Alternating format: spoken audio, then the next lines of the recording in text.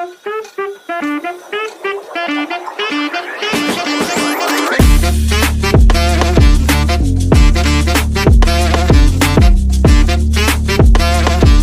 हर महादेव मित्रों, आपका स्वागत है ब्रह्मास्त्र बैच में। इस बैच में हम क्या करने वाले हैं, सारे क्वेश्चन को अंडरस्टैंड करेंगे। अब अंडरस्टैंड करने का फायदा क्या है कि आपको पता चलेगा कि यार प्रॉब्लम में ही सोल्यूशन है, क्वेश्चन में ही सोल्यूशन है। सबसे बड़ी प्रॉब्लम क्या है, क्वेश्चन प्रॉब्लम को ना समझना ही सबसे बड़ी प्रॉब्लम है। तो हम क्या करेंगे इस बैच में, सारे क्वेश्चन को अंडरस्टैंड करेंगे और आपको पता चलेगा कि यार क्वेश्चन में ही आंसर छुपा हुआ है। तो सबसे पहले हमें बेस क्रिएट करना पड़ेगा। तो how to create a base, तो हमें फॉर्मूलाज याद करना पड़ेगा। अब फॉर्मूला इंपॉर्टेंट है क्या, बहुत इंपॉर्टेंट है। क्यों? क्योंकि अगर आपको फॉर्मूला आता है तो आराम से आप आंसर बना सकते हैं। ठीक है, आपको क्वेश्चन तो अंडरस्टैंड हुआ बट फॉर्मूला नहीं आता तो उसका कोई फायदा नहीं है। तो आपको क्या करना पड़ेगा, बेस क्रिएट करना पड़ेगा, यानी कि फॉर्मूलाज याद करना पड़ेगा। उसके बाद क्वेश्चन को अंडरस्टैंड कर लिया, आपको आराम से आंसर आपका आ जाएगा। आप मुंह से बोलोगे आंसर। ठीक है, अगर आपने इस बैच को कंप्लीट कर लिया तो। ठीक है, तो हम शुरुआत करेंगे लेवरेज चैप्टर से। ओके, अब लेवरेजेस चैप्टर में हम क्या करेंगे, सबसे पहले बेस क्रिएट करेंगे, यानी कि फॉर्मूलाज याद करेंगे। तो चलिए शुरू करते हैं। तो सबसे पहला है इनकम स्टेटमेंट। अब इनकम स्टेटमेंट ये बहुत इंपॉर्टेंट है इस चैप्टर में। क्यों? क्योंकि अगर आपको इनकम स्टेटमेंट बनाना आता है तो आराम से आप ना आंसर बना सकते हैं। ठीक है, तो how to create income statement. सबसे पहले आपको लिखना पड़ेगा सेल्स, जो कि गिवन होगा क्वेश्चन में। उसके बाद माइनस करना पड़ेगा वेरिएबल कॉस्ट। अब वेरिएबल कॉस्ट का आपको या तो परसेंटेज दिया जाएगा या फिर डायरेक्टली अमाउंट दी जाएगी। उसके बाद वेरिएबल कॉस्ट माइनस करने के बाद आएगा कंट्रीब्यूशन। ओके, अब कंट्रीब्यूशन से माइनस करेंगे फिक्स्ड कॉस्ट, तो आ जाएगा आपका earning before interest and tax, यानी कि हम इसे शॉर्ट फॉर्म में कहेंगे ईबीआईटी। ईबीआईटी आपका आ जाएगा। देन आफ्टर आपको माइनस करना पड़ेगा इंटरेस्ट, तो आ जाएगा आपका अर्निंग बिफोर टैक्स, यानी कि हम इसे शॉर्ट फॉर्म में कहेंगे ईबीटी। ओके, देन आफ्टर आपको माइनस करना पड़ेगा टैक्स। टैक्स माइनस करने के बाद आ जाएगा आपका अर्निंग आफ्टर टैक्स, इसे हम शॉर्ट फॉर्म में कहेंगे ईएटी। ठीक है, ईएटी आ जाएगा आपका। देन आफ्टर आपको माइनस करना है प्रेफरेंस डिविडेंड, अगर क्वेश्चन में दिया है तो। हालांकि क्या होता है ना, अगर 100 क्वेश्चन है तो 100 में से 10 क्वेश्चन में आपको ना प्रेफरेंस डिविडेंड दिया जाएगा, यानी कि प्रेफरेंस डिविडेंड देने की शक्यता बहुत कम है। ओके, तो प्रेफरेंस डिविडेंड माइनस करने के बाद आ जाएगा आपका earning available for equity share holder, उसे शॉर्ट फॉर्म में हम कहेंगे EAFESH। ओके, देन आफ्टर, अब ये तो इनकम स्टेटमेंट बन गई, यहाँ तक earning available for equity share holder, यहाँ तक आपकी इनकम स्टेटमेंट बन गई। अब कई बार क्वेश्चन आपको बोलेगा कि यार अर्निंग पर शेयर निकालो, तो कुछ भी नहीं, बहुत ही सिंपल है। जो ये earning available for equity share holder है ना, इसे हम डिवाइड करेंगे नंबर ऑफ शेयर से, तो आ जाएगा आपका अर्निंग पर शेयर आ जाएगा। ओके, तो एक बार फिर से पढ़ते हैं इनकम स्टेटमेंट। तो इनकम स्टेटमेंट में सबसे पहले आपको सेल्स निकलना पड़ेगा। सेल्स में से वेरिएबल कॉस्ट माइनस करना पड़ेगा, तो आ जाएगा कंट्रीब्यूशन। कंट्रीब्यूशन से माइनस करेंगे fixed cost. Fixed cost minus करने के बाद आ जाएगा आपका ईबीआईटी, यानी कि earning before interest and tax. देखिए, मैं ना आगे अब ईबीआईटी ही कहूंगा शॉर्ट फॉर्म में। ओके, आपको ये ध्यान रखना है। देन आफ्टर आपको माइनस करना पड़ेगा इंटरेस्ट, तो आ जाएगा अर्निंग बिफोर टैक्स। अब इसमें से टैक्स माइनस करेंगे तो आ जाएगा आपका अर्निंग आफ्टर टैक्स, ईएटी। अब प्रेफरेंस डिविडेंड गिवन है तो माइनस करेंगे तो आ जाएगा आपका, माइनस करने के बाद आ जाएगा earning available for equity share holder. अब इसे डिवाइड बाय करेंगे नंबर ऑफ शेयर से, तो आ जाएगा earning per shares. EPS, sorry यहाँ मैंने ईएएस लिखा है, ईपीएस आना चाहिए। ठीक है, यहाँ मैंने गलती से ईएएस लिखा है, यहाँ आप लिखिए ईपीएस, यानी कि एच ए की जगह पी लिखिए। ओके, ए हो गई income statement, because income statement is very important. ठीक है, अब ये तो हमने बना ली इनकम स्टेटमेंट। अब हम क्या करेंगे, कुछ फॉर्मूलाज है उसे याद करेंगे। अब सबसे फर्स्ट फॉर्मूला है डॉल। डॉल, अब डॉल का फुल फॉर्म क्या होता है, डिग्री ऑफ ऑपरेटिंग लेवरेज, यानी कि डॉल। अब डॉल के ना there are three formulas. Okay, तीन उसके फॉर्मूला है। फॉर्मूला नंबर 1 है कंट्रीब्यूशन डिवाइड बाय ईबीआईटी। ठीक है, मैंने यहाँ शॉर्ट फॉर्म में भी लिख लिया है। यानी कि अगर आपने इनकम स्टेटमेंट बना ली ना, तो आप क्या करेंगे, कंट्रीब्यूशन डिवाइड बाय ईबीआईटी करेंगे तो आपका डॉल आ जाएगा, यानी कि डिग्री ऑफ ऑपरेटिंग लेवरेज। ये हो गया इसका फर्स्ट फॉर्मूला। सेकेंड फॉर्मूला क्या है, 1 divide by margin of safety, यानी कि मॉस। अब थर्ड फॉर्मूला क्या है, percentage change in EBIT divide by percentage change in sale. अब ये तीन फॉर्मूले हैं कि एक ही क्वेश्चन में हमें तीनों तीनों फॉर्मूला यूज करना है, नहीं, क्योंकि आपको ना क्वेश्चन ऐसे दिया जाएगा ना, तीनों में से कोई तो एक फॉर्मूला आपको लगाना पड़ेगा, मतलब वही लगाना पड़ेगा तीनों में से कोई तो एक। यानी कि एक ही क्वेश्चन में हम सारे फॉर्मूले यूज नहीं करेंगे, क्योंकि उतनी जो अमाउंट है वो दी नहीं जाएगी। यानी कि एक ही क्वेश्चन में आपको कंट्रीब्यूशन या फिर ईबीआईटी ये दो देंगे, ठीक है। अब एक ही क्वेश्चन में आपको ना सारे नहीं दे जाएंगे, मतलब मॉस भी दे दिया, परसेंटेज चेंज इन ईबीआईटी दे दिया, परसेंटेज चेंज इन सेल दे दिया, इतना नहीं देंगे। मतलब ना, मतलब क्वेश्चन आपको ऐसे दिया जाएगा कि आप ना तीनों में से कोई तो एक फॉर्मूला यूज करो, ठीक है। ऐसे आपको दिया जाएगा क्वेश्चन। ओके, अब ये तो हो गया डिग्री ऑफ ऑपरेटिंग लेवरेज। अब डिग्री ऑफ फाइनेंशियल लेवरेज के फॉर्मूलाज देखेंगे, तो इसके चार फॉर्मूलाज हैं। तो फर्स्ट फॉर्मूला है EBIT divide by EBT. Okay, first हो गया। सेकंड क्या है, EBIT divide by EBIT minus interest. मतलब जब भी हम ईबीआईटी माइनस इंटरेस्ट करेंगे तो ईबीटी आता है, मतलब ऊपर के ऊपर का जो फॉर्मूला है सेम उसी तरह है, सिर्फ क्या है लिखने का तरीका थोड़ा कैजुअल है। ओके, थर्ड क्या है, EBIT minus interest minus preference dividend divide by 1 minus tax rate. अब ये जो 1 माइनस टैक्स रेट है ना, ये सिर्फ डिवाइड किया है प्रेफरेंस डिविडेंड के नीचे ओनली। ओके, थर्ड हो गया। फोर्थ क्या है, percentage change in earning per share, earning before tax या फिर earning after tax divide by percentage change in EBIT. मतलब ना, अब ये जो तीन है, ईपीएस ईबीटी ईएटी, ये तीनों में से कोई तो आपको वन यूज करना है। ओके, ठीक है। अब ये हो गए चार formulas of DFL, degree of financial leverage. अब आगे बढ़ते हैं डिग्री ऑफ कंबाइंड लेवरेज। अब डिग्री ऑफ कंबाइंड लेवरेज का फर्स्ट फॉर्मूला है डॉल इनटू डीएफएल। डॉल मतलब degree of operating leverage, DFL मतलब degree of financial leverage. Second formula है percentage change in earning per share, EBT earning after tax divide by percentage change in sale.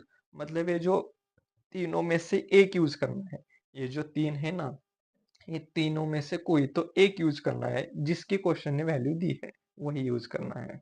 Okay, अब ना आपको एक trick बताता हूँ। जैसे कि अब ये जो परसेंटेज चेंज वाला जो फॉर्मूला है ना, तो उसकी ट्रिक बताता हूँ।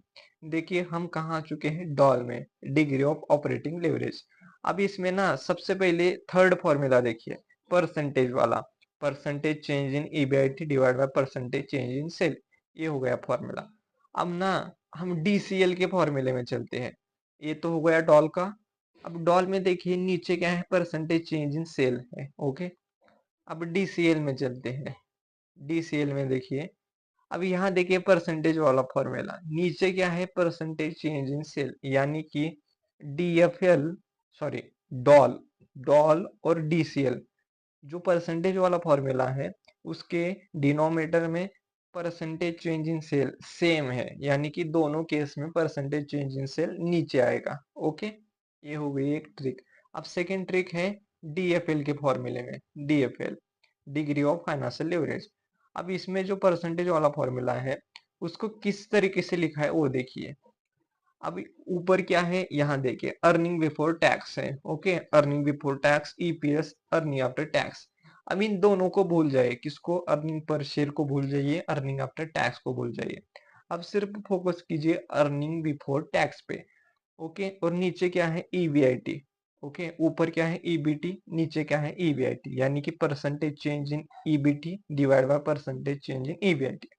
अब इसका जो सिंपल वाला फॉर्मूला है वो देखिए क्या है, ऊपर है ईबीआईटी, नीचे है ईबीटी, यानी कि परसेंटेज वाला फॉर्मूला में ऊपर ईबीआईटी आ जाएगा, ईबीटी आ जाएगा, percentage change in EBT divide by percentage change in EBIT, यानी कि इसका इनवर्स क्या बन जाएगा, परसेंटेज वाला फॉर्मूला बन जाएगा, किसमें, डीएफएल में। ओके, ठीक है। अब चलते हैं आगे। अर्निंग यील्ड का फॉर्मूला क्या होता है? Earning per share divide by market price share. Asset turnover ratio क्या होता है? Sale divide by total asset. और पी प्राइस अर्निंग रेशियो का फॉर्मूला होता है 1 divide by earning yield percentage. Okay. और अगर पीवी रेशो आपका 60% है तो आपका वेरिएबल रेशो 40% बन जाएगा। अगर आपका पीवी रेशो 40% है तो आपका वेरिएबल कॉस्ट 60% बन जाएगा। अगर आपका पीवी रेशो 20% है तो वेरिएबल रेशो 80% बन जाएगा। मतलब जितना पीवी रेशो है उसमें से हम 100% माइनस करेंगे तो जो आएगा वो वेरिएबल रेशो बन जाएगा। ओके। अब आपको इसको याद कैसे करना है? देखिए, सबसे पहले तो आप अपने कॉपी पर इसे लिखिए फर्स्ट। सेकेंड, आप ना इसको ऐसे याद कीजिए जैसे आप किसी को पढ़ा रहे हो। ठीक है। पढ़ाना और सुनना, इसमें जमीन आसमान का फर्क होता है। ठीक है। जब भी आप पढ़ाते हो ना तब आपका कॉन्सेंट्रेट 100% होता है। जब भी आप सुनते हो या फिर सिर्फ बोलते हो, अगर मन में रीड करते हो तो आपका कॉन्सेंट्रेट सिर्फ 50% होता है। तो आप ऐसे याद करिए, किसी को आप पढ़ा रहे हो तो आपको 100% गारंटी देता हूँ ना, जितना टाइम लगना चाहिए उससे ना 50% कम ही लगेगा। ओके। अगर आप ये ट्रिक यूज करते हो, कौन सी ट्रिक? आप ऐसे पढ़ाओ जैसे, ऐसे रिवीजन करो जैसे आप किसी को पढ़ा रहे हो। ओके। अब हम क्वेश्चन को अंडरस्टैंड करना स्टार्ट करते हैं। ठीक है। ये सबसे पहले हमें क्या करना है, क्वेश्चन में नीचे देखना है कि क्या निकालने के लिए बोल रहा है क्वेश्चन। सो सबसे पहले है कैलकुलेट ऑपरेटिंग लेवरेज, यानी कि डॉल निकालने के लिए बोल रहा है। डॉल का फॉर्मूला क्या होता है? तो अब ऐसा बोला है। ठीक है। अब सेकंड क्या बोला है? अगर sale are increase by 10% then compute EBIT. Sale are up by 10% then compute the EBIT. मतलब क्या बोला है कि अगर सेल 10% से बढ़ता है तो ईबीआईटी कितना होगा, ऐसा बोला है। तो आपको क्या करना है, सबसे पहले दो डॉल का फॉर्मूला लिखना है जो फर्स्ट वाला है। Okay, that is contribution divide bye EBIT, ऐसे लिखना है। और सेकंड क्या लिखना है? अब यहाँ डॉल का ही फॉर्मूला लिखना है। डॉल का सेकंड फॉर्मूला क्या होता है? Percentage change in sale, sorry, percentage change in EBIT divide by percentage change in sale. अब ये दो फॉर्मूले से आपका आराम से आंसर निकल सकता है। ठीक है। अब ऊपर का देखते हैं क्या बोला है। ऊपर बोला है company produce and sales 10,000 shirts. Okay. Selling price कितनी है? 500 रुपीज पर शर्ट है। एंड वेरिएबल कॉस्ट है 200 पर शर्ट। एंड फिक्स्ड कॉस्ट है 25 लैक्स। ओके, इतना दिया है। तो आप क्या करिए, इनकम स्टेटमेंट बनाइए और ये दो फॉर्मूले लिखे हैं, आराम से आपका आंसर आ जाएगा। ठीक है। मतलब क्वेश्चन में ही आंसर है छुपा है। कैसे? देखिए, डॉल का और डॉल का दो फॉर्मूले लिखना है, इनकम स्टेटमेंट बनाना है, put the value and gate the answer करना है। ओके। अब यहाँ देखिए, इनकम स्टेटमेंट बनाया है। ठीक है। अब यहाँ डॉल का फॉर्मूला लिखा हुआ है, ये फर्स्ट फॉर्मूला और ये सेकेंड फॉर्मूला। ठीक है। आराम से आपका आंसर आ गया। ठीक है। इसे करना है आपको। अब इलस्ट्रेशन 2 देखते हैं। ओके। एक बार मैं क्या करता हूँ इसको इस अब देखिए इलस्ट्रेशन 2। अब सबसे पहले तो मैंने क्या बोला था, स्टेप नंबर 1 क्या निकालने के लिए बोल रहा है वो सबसे पहले रीड कीजिए। ओके। यहाँ क्या बोला है? Calculate operating leverage. Okay. Operating leverage किसका? ए बी सी डी, इनका क्या करना है? ऑपरेटिंग लेवरेज निकालना है। और प्राइस एंड डाटा नीचे दिया है, मतलब क्या निकालना है? डॉल निकालना है ए बी सी डी का। ओके। तो यहाँ देखिए, ये पूरा डाटा दिया है। अब डॉल का फॉर्मूला क्या होता है? डॉल का फॉर्मूला आप वो लिखिए। फॉर्मूला क्या होता है? Contribution divide by EBIT, first formula. Second क्या होता है? 1 divide by MOS. And third क्या होता है? Percentage change in EBIT divide by percentage change in sale. अब ये थर्ड फॉर्मूला होता है। अब यहाँ देखिए, मॉस तो दिया नहीं है तो ये फॉर्मूला यूज नहीं होगा। परसेंटेज वाला भी फॉर्मूला यूज नहीं होगा। क्यों? क्योंकि उसका कोई डाटा है ही नहीं। तो कौन सा होगा? फर्स्ट वाला होगा। कौन सा? Contribution divide by EBIT. आपको क्या करना है? इनकम स्टेटमेंट बनाना है। कैसे? सेल लिखिए। अब यहाँ ना 500 यूनिट्स है। अब 500 यूनिट्स को ना इससे मल्टीप्लाई कीजिए तो आपका सेल निकलेगा। फिर इससे कीजिए, आपका क्या आ जाएगा? वेरिएबल कॉस्ट आ जाएगा। अब वेरिएबल कॉस्ट माइनस कीजिए, कंट्रीब्यूशन आ जाएगा। फिर उसके बाद फिक्स्ड कॉस्ट माइनस कीजिए तो आपका ईबीआईटी आ जाएगा। मतलब डॉल का फॉर्मूला लिखिए, इनकम स्टेटमेंट बनाइए और put the value and gate the answer करिए, आपका आंसर आ जाएगा। ठीक है।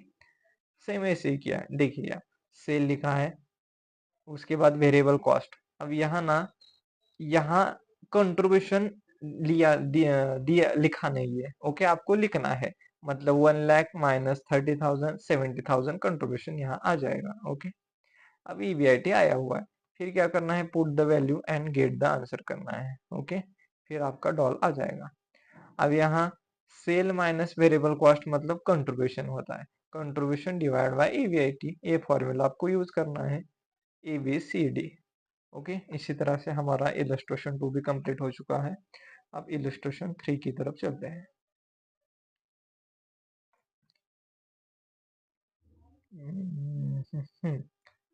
अब मैंने आपको पहले भी बोला था, सबसे पहले हमें क्या करना है, देखना है कि क्या निकालने के लिए बोल रहा है क्वेश्चन। तो इलस्ट्रेशन 3 में बोल रहा है आपको डॉल निकालना है, फाइनेंशियल लेवरेज निकालना है, कंबाइन लेवरेज निकालना है, रिटर्न ऑन इन्वेस्टमेंट निकालना है, और अगर सेल 6 लाख से बढ़ता है तो नया ईबीआईटी कितना आएगा वो निकालने के लिए बोला है। तो आप क्या करिए, सबसे पहले तो ना डॉल का फॉर्मूला लिखिए, फाइनेंशियल लेवरेज का फॉर्मूला लिखिए, कंबाइन लेवरेज का फॉर्मूला लिखिए। अब यहाँ फॉर्मूला कौन सा लिखिए, ओके ये बात एक है, कौन सा लिखिए। देखिए, अब आपको क्वेश्चन को देखना है, क्वेश्चन में कुछ परसेंटेज वाला जिक्र किया है क्या, नहीं, तो आपको ना जो नॉर्मल फॉर्मूला है वो लिखना है। कौन सा, डॉल का कौन सा फॉर्मूला होता है, contribution divide by EBIT. DFL का कौन सा होता है, EBIT divide by EBT. DCL का कौन सा होता है, डॉल इनटू डीएफएल। वो आपको फॉर्मूला लिखना है, लिख गए। अब इनकम स्टेटमेंट बनाओ। इनकम स्टेटमेंट कैसे बनाओगे, सेल लिखिए, वेरिएबल कॉस्ट उसमें से माइनस करिए, कंट्रीब्यूशन आ जाएगा, माइनस कीजिए फिक्स्ड कॉस्ट तो आ जाएगा EBIT, earning before interest and tax. अब इंटरेस्ट माइनस करना है। अब ये 10 लाख बोरो किया है, उस पर 10% इंटरेस्ट है, 1 लाख का इंटरेस्ट माइनस कीजिए, ईबीटी आ जाएगा, मतलब earning before tax. 50% tax minus कीजिए, अर्निंग आफ्टर टैक्स आ जाएगा। अब क्या करना है, डॉल का क्या करना है, फॉर्मूला आपने लिख लिया है, वहां put the value get the answer करिए, डॉल का, डीएफएल का और कंबाइन का, ये निकल के आ गए। अब रिटर्न ऑन इन्वेस्टमेंट, अब रिटर्न ऑन इन्वेस्टमेंट का आपको क्या करना है, फॉर्मूला लिखना है। अब फॉर्मूला क्या होता है, देखिए, अर्निंग आफ्टर टैक्स लिखिए और share divide bye share capital कीजिए, आपका क्या आ जाएगा, रिटर्न ऑन इन्वेस्टमेंट। फिर से एक बार, रिटर्न ऑन इन्वेस्टमेंट कैसे निकालोगे, earning after tax divide bye share capital, आपका आ जाएगा। अब क्या करिए, अब सेल अगर बोला है 6 लाख से बढ़ेगा तो न्यू ईवीआईटी कितना आएगा, ये निकालना है। तो आप क्या करिए, सेल में ना, अब यहाँ सेल कितना है, 24 लाख है, और आपको बोल रहा है क्वेश्चन कि अगर मैं सेल में 6 लाख बढ़ाता हूँ तो न्यू ईवीआईटी कितना आएगा। तो आपको क्या करना है, क्वेश्चन जो बोल रहा है वो आपको करना है। आप क्या करिए, सेल है 24 लाख, उसमें से 6 लाख ऐड करिए, मतलब सेल को 6 लाख से बढ़िए, तो सेल बन जाएगा, नया सेल बन जाएगा 30 लाख का नया सेल बन जाएगा। ओके, उसमें से 50% यानी कि 15 लाख का क्या बन जाएगा, आपका वेरिएबल कॉस्ट बन जाएगा। तो अगर मैं 15 लाख माइनस करता हूँ तो कितना आ जाएगा, 15 लाख मेरा क्या आ जाएगा, कंट्रीब्यूशन आ जाएगा। उसमें से फिक्स्ड कॉस्ट माइनस कीजिए 10 लाख। अब 10 लाख तो हमेशा जो फिक्स्ड कॉस्ट रहती है वो हमेशा फिक्स रहेगी, भले सेल इंक्रीज हो जाए भले डिक्रीज हो जाए। तो आपका नया ईवीआईटी आ जाएगा 5 लाख रुपीज। ओके, ऐसे आपको निकालना है। देखिए, आपको मैं दिखाता हूँ यहाँ आंसर। अब आंसर में देखिए, फर्स्ट क्या किया है, इनकम स्टेटमेंट बनाया है, फर्स्ट स्टेप। उसके बाद आपने क्या किया है, को आईसीआई ने कुछ नहीं, फॉर्मूला लिखा है और पुट द वैल्यू किया है और गेट द आंसर किया है, ये तीनों में से। अब यहाँ देखिए, अर्निंग आफ्टर टैक्स 50 लाख, ये मैं आपको यहाँ दिखाता हूँ। अर्निंग आफ्टर टैक्स कितना है, 50,000। ओके, उसमें डिवाइड क्या किया है, शेयर कैपिटल, तो आपका रिटर्न ऑन इन्वेस्टमेंट आ जाएगा। उसके बाद यहाँ ना ऑपरेटिंग लेवरेज से, मतलब यहाँ और एक फॉर्मूला यूज करके निकाला है, बट हम क्या करेंगे, सिंपल जाएंगे। सिंपल कैसे भाई, सेल में 6 लाख बढ़ाएंगे, इनकम स्टेटमेंट बनाएंगे, आपका आ जाएगा। अब यहाँ क्या किया आपको बताता हूँ, यहाँ ना परसेंटेज वाला फॉर्मूला यूज किया है। जैसे डॉल का परसेंटेज वाला फॉर्मूला क्या होता है, DOL is equal to percentage change in EBIT divide by percentage change in sale. Okay. अब यहाँ परसेंटेज चेंज इन सेल कहाँ से लिया है मैं आपको बताता हूँ। हम्म, हाँ, मतलब 6 lakhs, 6 लाख मतलब 6 लाख करिए, 6 lakhs।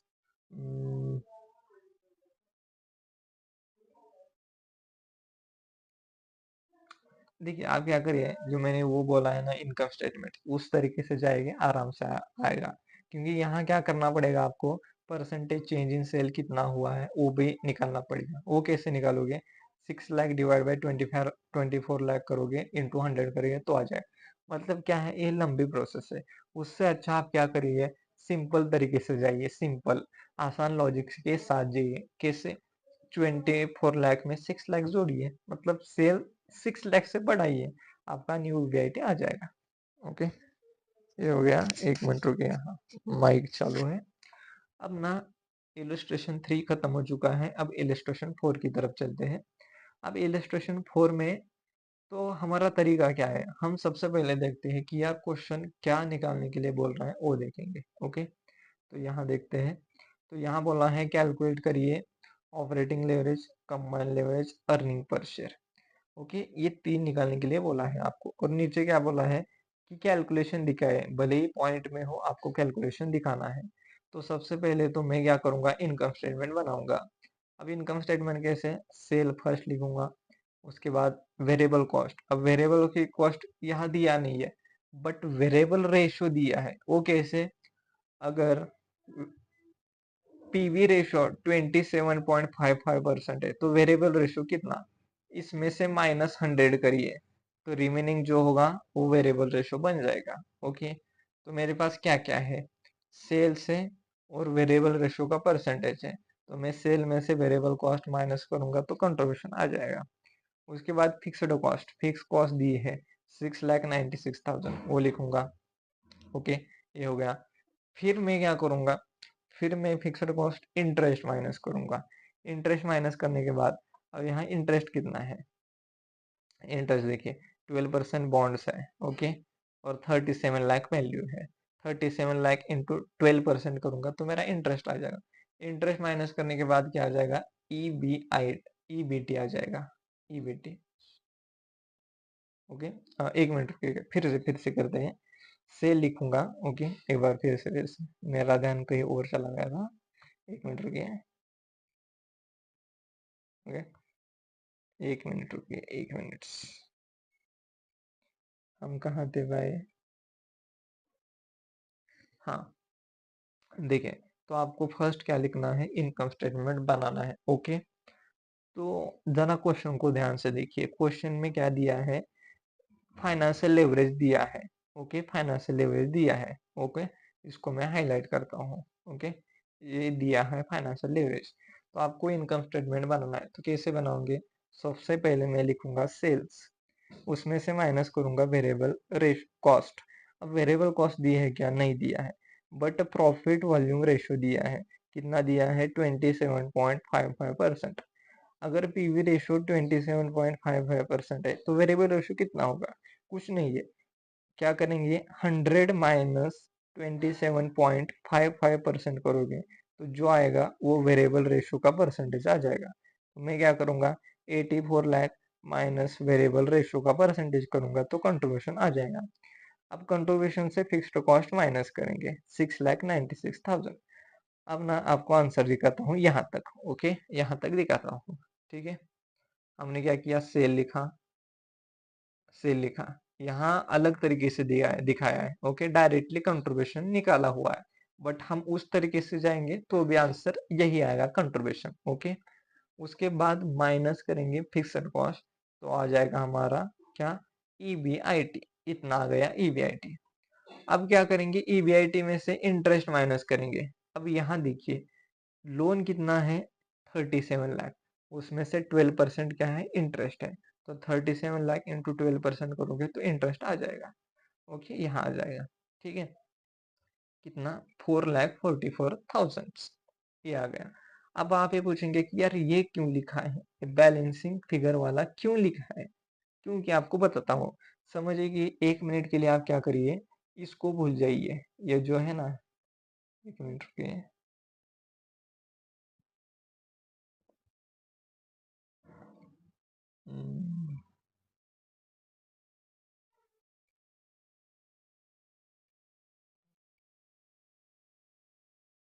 आप क्या करिए, इसको भूल जाइए। ये जो है ना 88,160 है ना, इसको भूल जाइए और क्या करिए आप 16,18,200 माइनस 4,44,000 करिए, ऐसा करिए। और आप देखिए कि डीएफएल आ रहा है क्या। वो डीएफएल का फॉर्मूला क्या होता है, ईबीआईटी डिवाइड बाय ईबीटी। तो ईबीआईटी तो ये आ जाएगा 16,18,200। अब इसमें से 4,44,000 करोगे तो ईबीटी आ जाएगा। तो इसको आप देखिए कि यार डीएफएल आ रहा है क्या, मतलब डीएफएल इतना आना चाहिए, कितना भाई 1.49 आना चाहिए। देखिए आप करोगे तो डीएफएल 1.49 नहीं आएगा, मतलब ये हमारा गलत है। तो आप क्या कीजिए, यहाँ आप यहाँ क्या करिए, यहाँ क्वेश्चन ने किया हुआ है, आप क्या करिए डीएफएल की वैल्यू लिखिए यहाँ 1,49,000। तो डीएफएल का फॉर्मूला क्या होता है, ईबीआईटी डिवाइड बाय ईबीटी। तो आपने ईबीआईटी तो लिखा, बट हमें ईबीटी निकालना है। क्यों, क्योंकि जो अगर हम वहां यहाँ से निकालेंगे ईबीआईटी, ईबीटी यहाँ से निकालेंगे, यहाँ से निकालोगे ईबीटी, तो आपका डीएफएल 1.49 नहीं आ रहा है। तो हमें क्या करना है, ईबीटी निकालना है जो कि करेक्ट है। ओके, तो यहाँ आप क्या करिए, ईबीटी को कांस्टेंट रखिए और ईबीआईटी लिखिए 16,18,200 और यहाँ क्रॉस मल्टीप्लाई करोगे तो आपका नया ईबीटी आ जाएगा 1086040 आ जाएगा। तो आपको यहाँ लिखना है, यहाँ आपको लिखना है ये। तो ये जो वैल्यू है,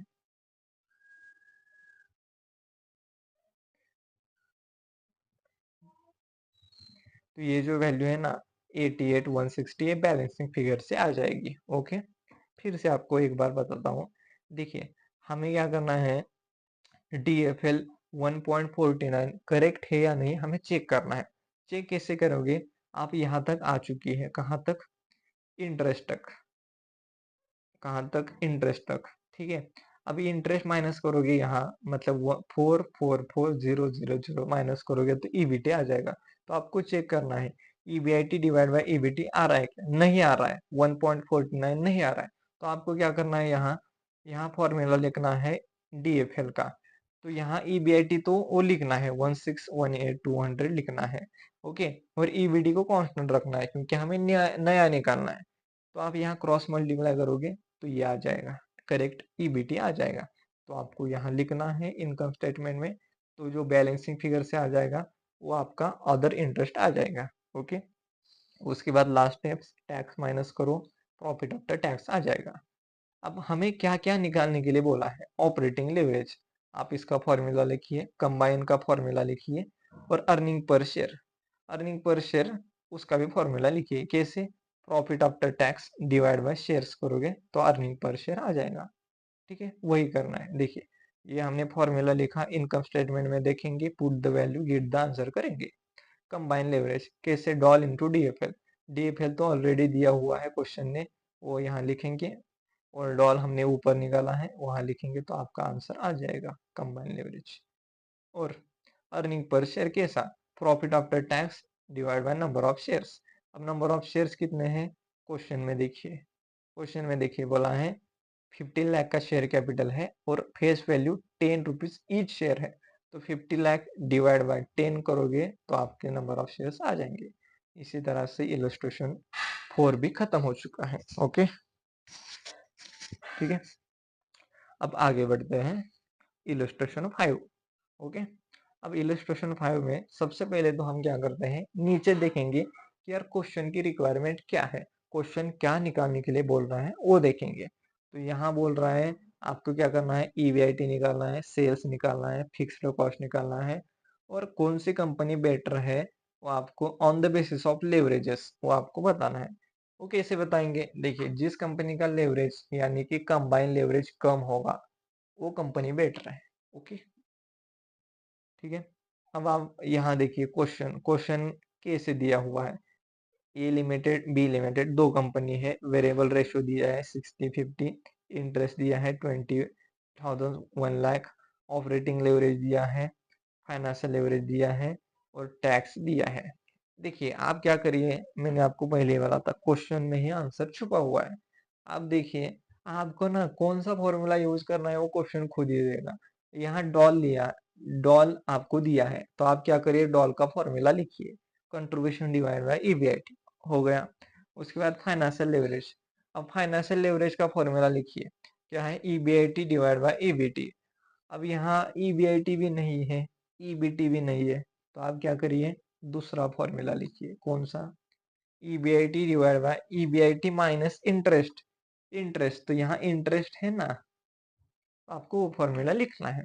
ठीक है, आपको ये दो फॉर्मूला लिखना है, कौन सा, डॉल का फर्स्ट वाला और डीएफएल का सेकंड वाला। डीएफएल का सेकंड वाला कौन सा, EBIT divide by EBIT minus interest, ये आपने लिख लिया।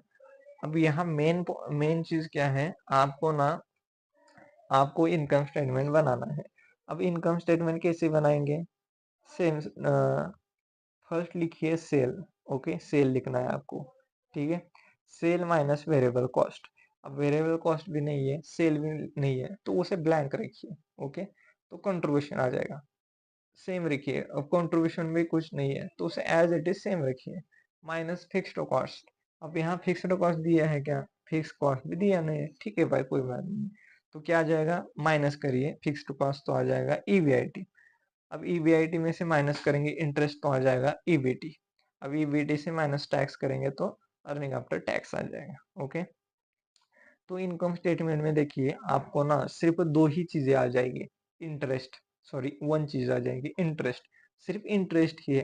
तो हम क्या करेंगे, इंटरेस्ट की ही मदद से सारी चीजें निकालेंगे। वो कैसे, देखिए, डीएफएल का ना सेकंड वाला फॉर्मूला यूज करिए। ओके, सेकंड वाला फॉर्मूला आप यूज करिए। ठीक है, आपको यहाँ बताता हूँ, देखिए अब मैं क्या करता हूँ ना, अब इन सभी को ना ये करता हूँ, हाईलाइट करता हूँ। ठीक है, अब मेरे पास सेल भी नहीं है तो इसको मैंने हाईलाइट किया, वेरिएबल कॉस्ट भी नहीं है इसको मैंने हाईलाइट कर दिया, कंट्रीब्यूशन भी नहीं है तो मैं इसको मैंने हाईलाइट किया, फिक्स्ड कॉस्ट भी नहीं है, हाईलाइट किया, earning before interest and tax भी नहीं है, इसको मैंने हाईलाइट कर लिया। अब इंटरेस्ट है तो इसको मैं हाईलाइट नहीं करूंगा। ओके, तो अर्निंग बिफोर टैक्स ये भी नहीं है तो हाईलाइट कर लिया, टैक्स इसको ये भी नहीं है, हाईलाइट कर लिया। तो इतनी चीजें हैं। अब देखिए इनकम स्टेटमेंट में ना, अब जो भी हाईलाइट है ना वो मेरे पास नहीं है, वो मैंने ब्लैंक रखा है, मतलब यहाँ मैंने हाईलाइट किया है। और मेरे पास क्या है, सिर्फ इंटरेस्ट है जो कि मैंने हाईलाइट नहीं किया है। ओके, अब यहाँ ना दो कंपनी में से सिर्फ आपके पास क्या है, इंटरेस्ट है। ओके, और यहाँ वेरिएबल कॉस्ट का रेशियो है, वो यहाँ नहीं लिखा है बट रेशियो है। ठीक है, ठीक है, तब आपको क्या करना है, डीएफएल का सेकंड वाला फॉर्मूला यूज करना है। अब सेकंड वाला फॉर्मूला क्या होता है, EBIT divide by EBIT minus interest, तो आप यहाँ लिखिए। ठीक है, अब कंपनी ए में, ठीक है, डीएफएल का ये लिखिए, आपने फॉर्मूला लिख लिया। अब यहाँ ईबीआईटी को आपको एक्स मानना है। ठीक है, एक्स मानना है और इंटरेस्ट लिखना है। अब यहाँ आप क्रॉस मल्टीप्लाई करोगे ना मैथमेटिकल, तो आपका ईबीआईटी आ जाएगा 30,000। ये किसका आ गया, कंपनी ए का आ गया। ठीक है, आ गया, तो कंपनी ए का आ गया, तो इसे मैं हाईलाइट से निकालता हूँ। ओके, कंपनी ए का ईबीआईटी 30,000 आ गया। ठीक है, अब कंपनी बी का भी सेम आपको करना है, कंपनी बी का भी आपको सेम करना है, फॉर्मूला लिखना है, ईबीआईटी को एक्स मानना है, इंटरेस्ट लिखना है, क्रॉस मल्टीप्लाई करना है, तो ईबीआईटी आ जाएगा 2 लाख। ओके, 2 लाख आ जाएगा। ओके, तो इसको भी मैं हाईलाइट से निकालता हूँ 2 लाख। ठीक है, अब मेरे पास क्या क्या है, ईबीआईटी माइनस इंटरेस्ट। अब ईबीआईटी भी है, इंटरेस्ट भी है, तो मैं 30,000 माइनस 20,000 करूंगा तो 10,000 मेरे पास आ जाएगा। ओके, ये कंपनी ए का हो गया। अब इसमें से मैं माइनस 30% टैक्स करूंगा तो ये 3,000 आ जाएगा, और अर्निंग आफ्टर टैक्स 7,000 आ जाएगा। ठीक है, मतलब ये दो चीजें निकल के आ गई तो मेरा आधा क्वेश्चन खत्म हो चुका है। ठीक है, कंपनी ए का। अब कंपनी बी का भी सेम करना है, 2 लाख माइनस 1 लाख तो आ जाएगा 1 लाख, वो टैक्स 30,000 माइनस करेंगे, अर्निंग आफ्टर टैक्स आ जाएगा 70,000। मतलब देखिए दोनों कंपनी का आधा आधा प्रॉब्लम खत्म हो चुका है। ओके, अब बचा क्या, ऊपर का। ठीक है, ऊपर का बचा है। ठीक है, अब मैंने आपको पहले ही बोला था आपको दो फॉर्मूले लिखने हैं, कौन से, डॉल का, अब डॉल का आपने फॉर्मूला लिख लिया होगा, वहां वैल्यू पुट करेंगे। क्या क्या पुट करेंगे?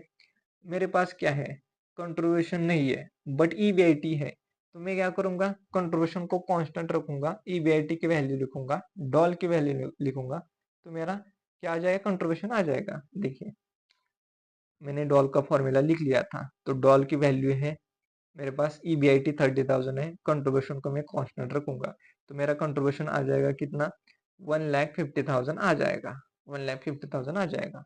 ये कंपनी ए का, तो मैं इसे हाईलाइट से ये निकालता हूँ, 1,50,000 कंट्रीब्यूशन किसका, किसका आ गया, कंपनी ए का 1,50,000। अब ये जो है ना फिक्स्ड कॉस्ट, वो तो बैलेंसिंग फिगर से आ जाएगी। 1,50,000 माइनस 30,000 करोगे तो कितना आ जाएगा, 1,20,000। ये आ गया किसका, कंपनी ए का। अब कंपनी का बी का भी सेम टू सेम जैसे ये का किया है ना, वैसे ही करना है। ठीक है, जो फॉर्मूला मैंने कहा है वो यूज करना है। तो आपका क्या हो जाएगा, कंट्रीब्यूशन आ जाएगा 4 लाख, 4 लाख आ जाएगा कंट्रीब्यूशन। अब 4 लाख आ गया ना, 4 लाख माइनस 2 लाख, तो बैलेंस से फिगर फिक्स्ड कॉस्ट आ जाएगी 2 लाख। ठीक है, ये आ जाएंगे। अब बचा क्या है देखिए, अब ना सेल और वेरिएबल कॉस्ट निकालना बाकी है। ठीक है, सेल और वेरिएबल कॉस्ट निकालना बाकी है। अब क्वेश्चन को देखिए, क्वेश्चन को देखिए, अब यहाँ ना वेरिएबल कॉस्ट ए का 60% बोला है। ठीक है, ए का 60% बोला है। ठीक है, वेरिएबल कॉस्ट इज 60%, किसका भाई, ए का 60%। मतलब सेल अगर 100 है तो वेरिएबल कॉस्ट 60 है, तो कंट्रीब्यूशन कितना बन जाएगा, 40। ओके, ऐसे ही ना, ऐसे ही ना। ठीक है, सेल 100 है, वेरिएबल कॉस्ट 60 माइनस करोगे तो कंट्रीब्यूशन 40 आ जाएगा। तो आपको यहाँ ना कुछ नहीं, क्रॉस मल्टीप्लाई करना है।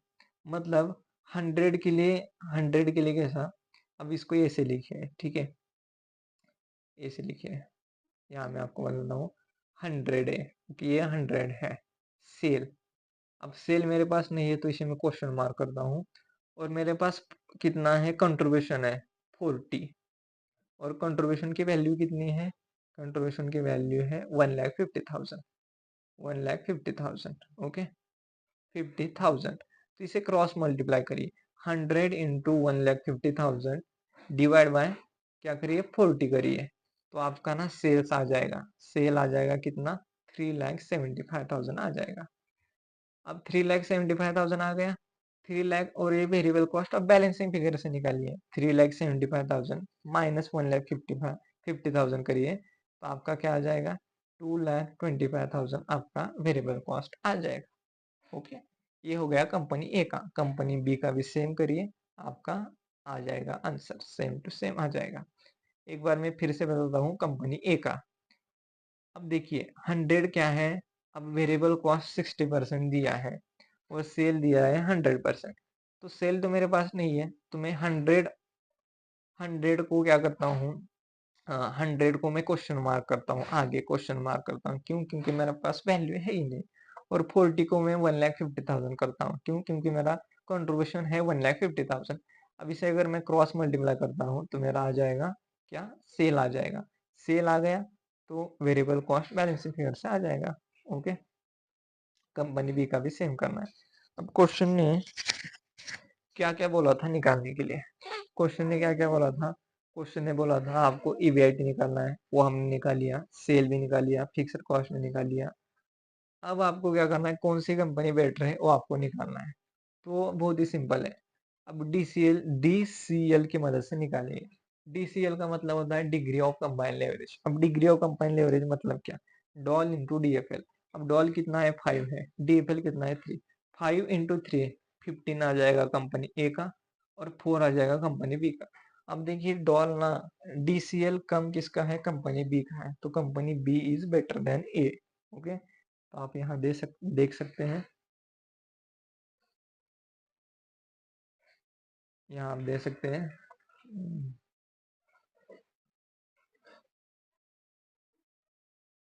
आप यहाँ देख सकते हैं company B is better than company A. Okay, इसी तरह से हमारा क्या है, इलस्ट्रेशन 5 भी कंप्लीट हो चुका है। ओके, अब हम चलेंगे इलस्ट्रेशन 6 की तरफ। 6 है क्या नहीं इसमें, नहीं है, मतलब सारे इलस्ट्रेशन खत्म हो चुके हैं। अब हम क्या करेंगे, प्रैक्टिकल क्वेश्चन स्टार्ट करेंगे। अब हम प्रैक्टिकल क्वेश्चन 1 अंडरस्टैंड करेंगे। तो सबसे पहले देखेंगे कि यार क्वेश्चन की रिक्वायरमेंट क्या है, क्वेश्चन क्या निकालने के लिए बोल रहा है वो देखेंगे।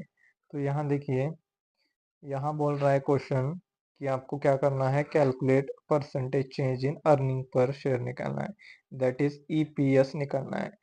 तो ईपीएस निकालना है, ओके। तो EPS, percentage change in EPS कौन से फॉर्मूले में रहता है, वो तो देखिए, वो तो ना डीएफएल और डीसीएल के फॉर्मूले में रहता है, ठीक है। तो मैं क्या करता हूँ, डीसीएल का आप क्या करिए, दोनों फॉर्मूला लिखिए, डीएफएल का भी लिखिए और डीसीएल का भी लिखिए। मेरे हिसाब से ना डीसीएल का मोल लिखिए, क्यों, क्योंकि यहाँ बोला है परसेंटेज चेंज इन सेल बोला है 10%। तो अब डीसीएल का फॉर्मूला लिखिए, percentage change in EPS divide by percentage change in sale, ये हो गया डीसीएल का फॉर्मूला। अब क्या करिए, इनकम स्टेटमेंट बनाइए। इनकम स्टेटमेंट कैसे बनाएंगे, से लिखिए माइनस वेरिएबल कॉस्ट तो कंट्रीब्यूशन आ जाएगा, माइनस फिक्स्ड कॉस्ट तो ईबीआईटी आ जाएगा, माइनस इंटरेस्ट तो ईबीटी आ जाएगा, ओके, ईबीटी आ जाएगा। तो जो जो वैल्यू है वो लिखिए। तो आप मेरे हिसाब से आपके पास फिक्स्ड कॉस्ट वो लिखिए, ईबीआईटी वो लिखिए, ईबीटी वो लिखिए, इन दोनों का डिफरेंस इंटरेस्ट आ जाएगा वो लिखिए। तो ना यहाँ ना आपके पास ना कंट्रीब्यूशन आ जाएगा, कंट्रीब्यूशन आ जाएगा, कैसे आ जाएगा, क्योंकि इनकम स्टेटमेंट में देखिए कंट्रीब्यूशन माइनस फिक्स्ड कॉस्ट तो ईबीआईटी आ जाएगा। अगर मैं इन दोनों को जोड़ता हूँ तो मेरा कंट्रीब्यूशन बन जाएगा, ओके। आप इनकम स्टेटमेंट बनाइए, आपको आराम से पता चलेगा कि यार कंट्रीब्यूशन कैसे आएगा। तो आपके पास ना सारी चीजें आ गई।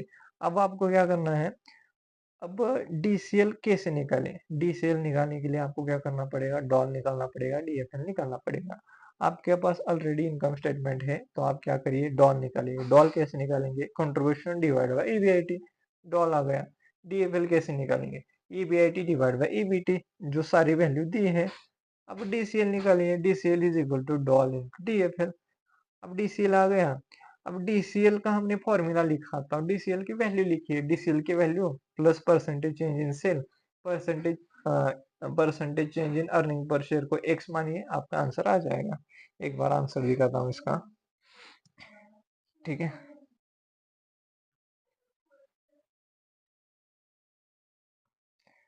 देखिए यहाँ कैसे किया है आंसर, इनकम स्टेटमेंट किधर है भाई, ऐसे क्या करते इनकम स्टेटमेंट बनाती नहीं है, वो बनाना चाहिए, ठीक है। अब क्या करिए, मैंने जो कहा उस तरीके से कीजिए, आपका आंसर 100% आ जाएगा। अब प्रैक्टिकल क्वेश्चन 2 की तरफ चलते हैं। अब यहाँ क्या बोला है, अर्निंग आफ्टर टैक्स निकालने के लिए बोला है, ओके। अब यहाँ डाटा दिया है, क्या क्या दिया है, यूनिट्स दिया है 2500, कंट्रीब्यूशन पर यूनिट दिया है 150, ऑपरेटिंग लेवरेज दिया है, कंबाइन लेवरेज दिया है और टैक्स रेट दिया है।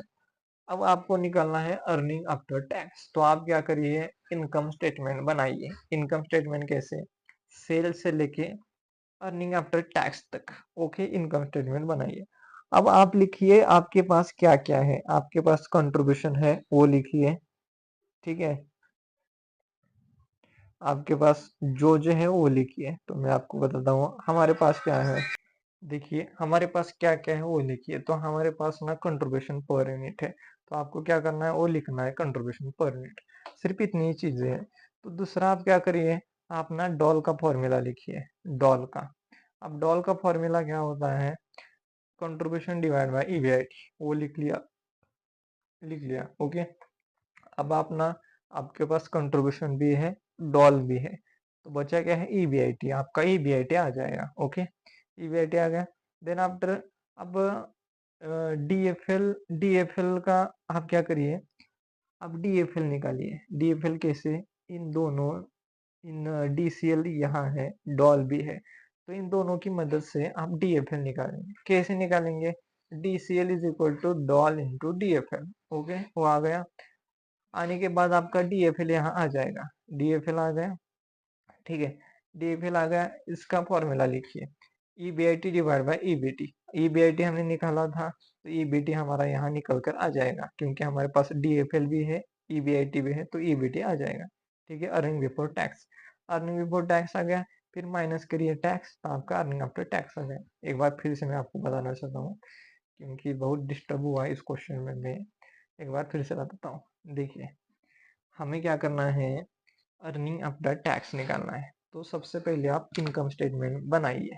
ओके, इनकम स्टेटमेंट बनाइए, जो जो चीजें हैं वो लिखिए। तो मेरे पास सबसे पहली चीज है कंट्रीब्यूशन, तो मैंने लिख लिया। अब डॉल है, तो डॉल का फॉर्मूला क्या होता है, कंट्रीब्यूशन डिवाइड बाय ईबीआईटी। तो मेरे पास डॉल भी है, कंट्रीब्यूशन भी है, तो ईबीआईटी आ जाएगा, ईबीआईटी आ गया। उसके बाद ना, अब क्या निकालिए, देखिए यहाँ ना डॉल भी है और डीसीएल भी है। अगर मैं डीसीएल का फॉर्मूला यूज करता हूँ, DCL is equal to DOL into DFL, तो मेरे पास डीसीएल भी है, डॉल भी है, तो डीएफएल आ जाएगा। डीएफएल आ गया, तो मैं डीएफएल का फॉर्मूला यूज करूंगा, ईबीआईटी डिवाइड बाय ईबीटी। तो मेरे मेरे पास ईबीआईटी है, क्योंकि मैंने वो डॉल से निकाला था। तो बचा क्या, ईबीटी, ईबीटी आ जाएगा, earning before tax. Earning before tax आने के बाद में माइनस करूंगा टैक्स, तो मेरा अर्निंग आफ्टर टैक्स आ जाएगा। ओके, एक बार मैं आंसर भी आपको बताता हूँ कैसे निकाला हुआ है। ठीक है, ऐसे क्या करता है वो, इनकम स्टेटमेंट बनाता नहीं है, तो वही प्रॉब्लम होती है। ठीक है, देखिए डॉल का फॉर्मूला यूज किया, कंट्रीब्यूशन है हमारे पास, तो ईबीआईटी आ गया, ईबीआईटी आ गया। ओके, तो फिर हमने ना डीएफएल निकाला, डीएफएल निकाला, तो डीएफएल का फॉर्मूला यूज किया, तो हमारे पास निकल कर आया ईबीटी, ईबीटी आ गया। फिर हमने ईबीटी में से क्या किया, टैक्स माइनस किया, तो हमारा अर्निंग आफ्टर टैक्स आ गया। ठीक है, ऐसा था आंसर। ठीक है, अब प्रैक्टिकल क्वेश्चन 3 की तरफ चलते हैं। 3 है ना, यस, 3।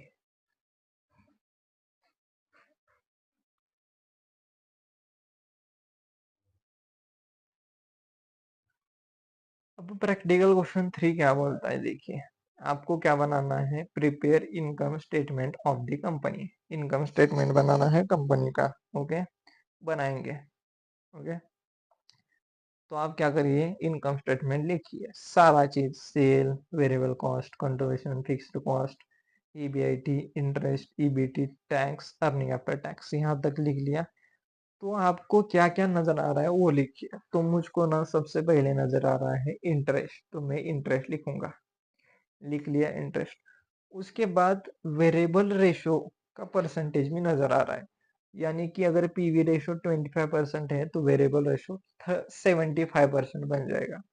और यहाँ वेरिएबल रेशो 67% बन जाएगा।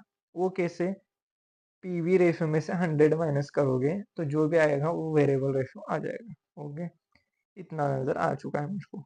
ठीक है, उसके बाद टैक्स रेट 45%, 45% ये मैं लिखूंगा। ओके, इतना लिख लिया। अब मैं फॉर्मूला लिखूंगा, मेरे पास कौन से फॉर्मूलाज है वो लिखूंगा।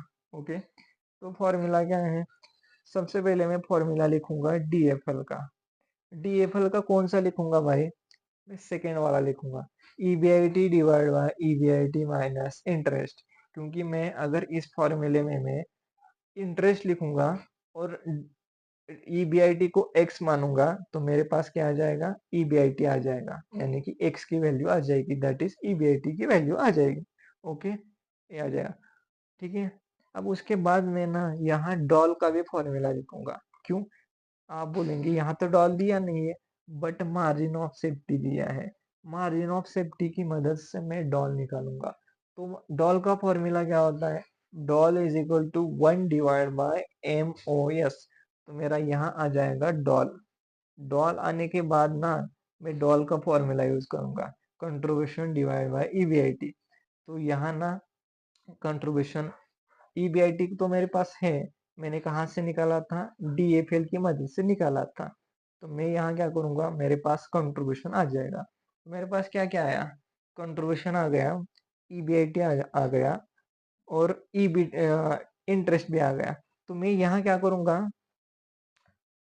करूंगा, अब यहाँ ईबीआईटी में से इंटरेस्ट माइनस करूंगा, तो मेरा क्या आ जाएगा, ईबीटी आ जाएगा। ओके, इतना आ गया। फिर ईबीटी आने के बाद मैं टैक्स माइनस करूंगा 45%, तो मेरा क्या आ जाएगा, अर्निंग आफ्टर टैक्स आ जाएगा। ठीक है, एक बार मैं आपको यहाँ आंसर बताता हूँ कैसे, देखिए। तीसरा है ना, ठीक है। यहाँ देखिए, देखिए हमारे पास पहले क्या था, हमारे पास पहले सिर्फ इंटरेस्ट था। तो हमने क्या किया, हमने यहाँ ये फॉर्मूला यूज किया, EBIT divide by EBIT minus interest. तो हमारे पास क्या आ गया, EBIT आ गया। ओके, 4000, 4000 आ गया। अब सेम हम क्या करेंगे, कंपनी बी के लिए भी वही अप्लाई करेंगे, वही अप्लाई करेंगे फॉर्मूला। तो हमारे कंपनी बी का भी EBIT आ गया 3000। ओके, 3000 आ गया, 3000 आ गया। ओके, अब अब EBIT माइनस इंटरेस्ट करोगे तो क्या आ जाएगा, EBT आ जाएगा। ओके, उसमें से टैक्स माइनस करेंगे तो अर्निंग आफ्टर टैक्स आ जाएगा। सेम यहाँ करना है, क्या करना है, 3000 माइनस 2000 करोगे तो क्या आ जाएगा, 1000 आ जाएगा।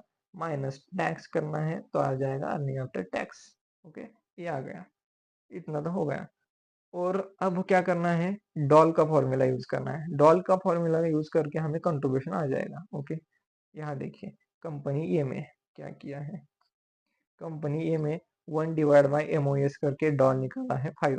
ओके, कंपनी बी में भी सेम, कंपनी बी में भी सेम, कंपनी बी में भी सेम किया है, MOS करके डॉल निकाला है 4। ओके, अब यहाँ देखिए डॉल का फॉर्मूला यूज किया है, DOL is equal to contribution divide by EBIT। तो कंट्रीब्यूशन आ जाएगा 20,000, ये कंपनी ए का। अब कंपनी बी का भी सेम किया है, कंपनी बी का भी सेम किया है, कंट्रीब्यूशन डिवाइड बाई EBIT। तो कंट्रीब्यूशन आ जाएगा 12,000। आपको यहाँ बताता हूँ, देखिए 20,000 और 12,000 आ गया, 20,000 12,000। अब ये जो दोनों का डिफरेंस क्या बन जाएगा, फिक्स्ड कॉस्ट आ जाएगा 16,000। और यहाँ इन दोनों का डिफरेंस 12,000 माइनस 3,000, 9,000 फिक्स्ड कॉस्ट आ गया। अब वेरिएबल पीवी रेशो कितना था इसका, इसका था कंपनी ए का पीवी रेशो था 25%, यानी कि वेरिएबल कॉस्ट कितना बन जाएगा, 75%, 75% बन जाएगा। ओके, ये 75% वेरिएबल कॉस्ट। ओके, यानी कि सेल कितना है, 100, 100 माइनस 75%, तो कंट्रीब्यूशन आ जाएगा 25%, 25%। ओके, ये बात आपको समझ आ गई। फिर से पीवी रेशो था हमारा कितना, कंपनी ए का 25%, तो वेरिएबल कॉस्ट कितना बन जाएगा, 75%, वो हमने लिख लिया। यानी कि सेल 100 है, उसमें से 75% हम माइनस करेंगे वेरिएबल कॉस्ट, तो कंट्रीब्यूशन आ जाएगा 25%। ओके, अब यहाँ आपको क्रॉस मल्टीप्लाई करना है, कैसे करना है यहाँ देखिए, ठीक है, आपको बताता हूँ, यहाँ आपको बताता हूँ, ठीक है, यहाँ बताता हूँ, ठीक है। देखिए 100% पे कुछ भी नहीं है, ये सेल है, हमारे पास वैल्यू नहीं है। बट 25% पे कंट्रीब्यूशन है।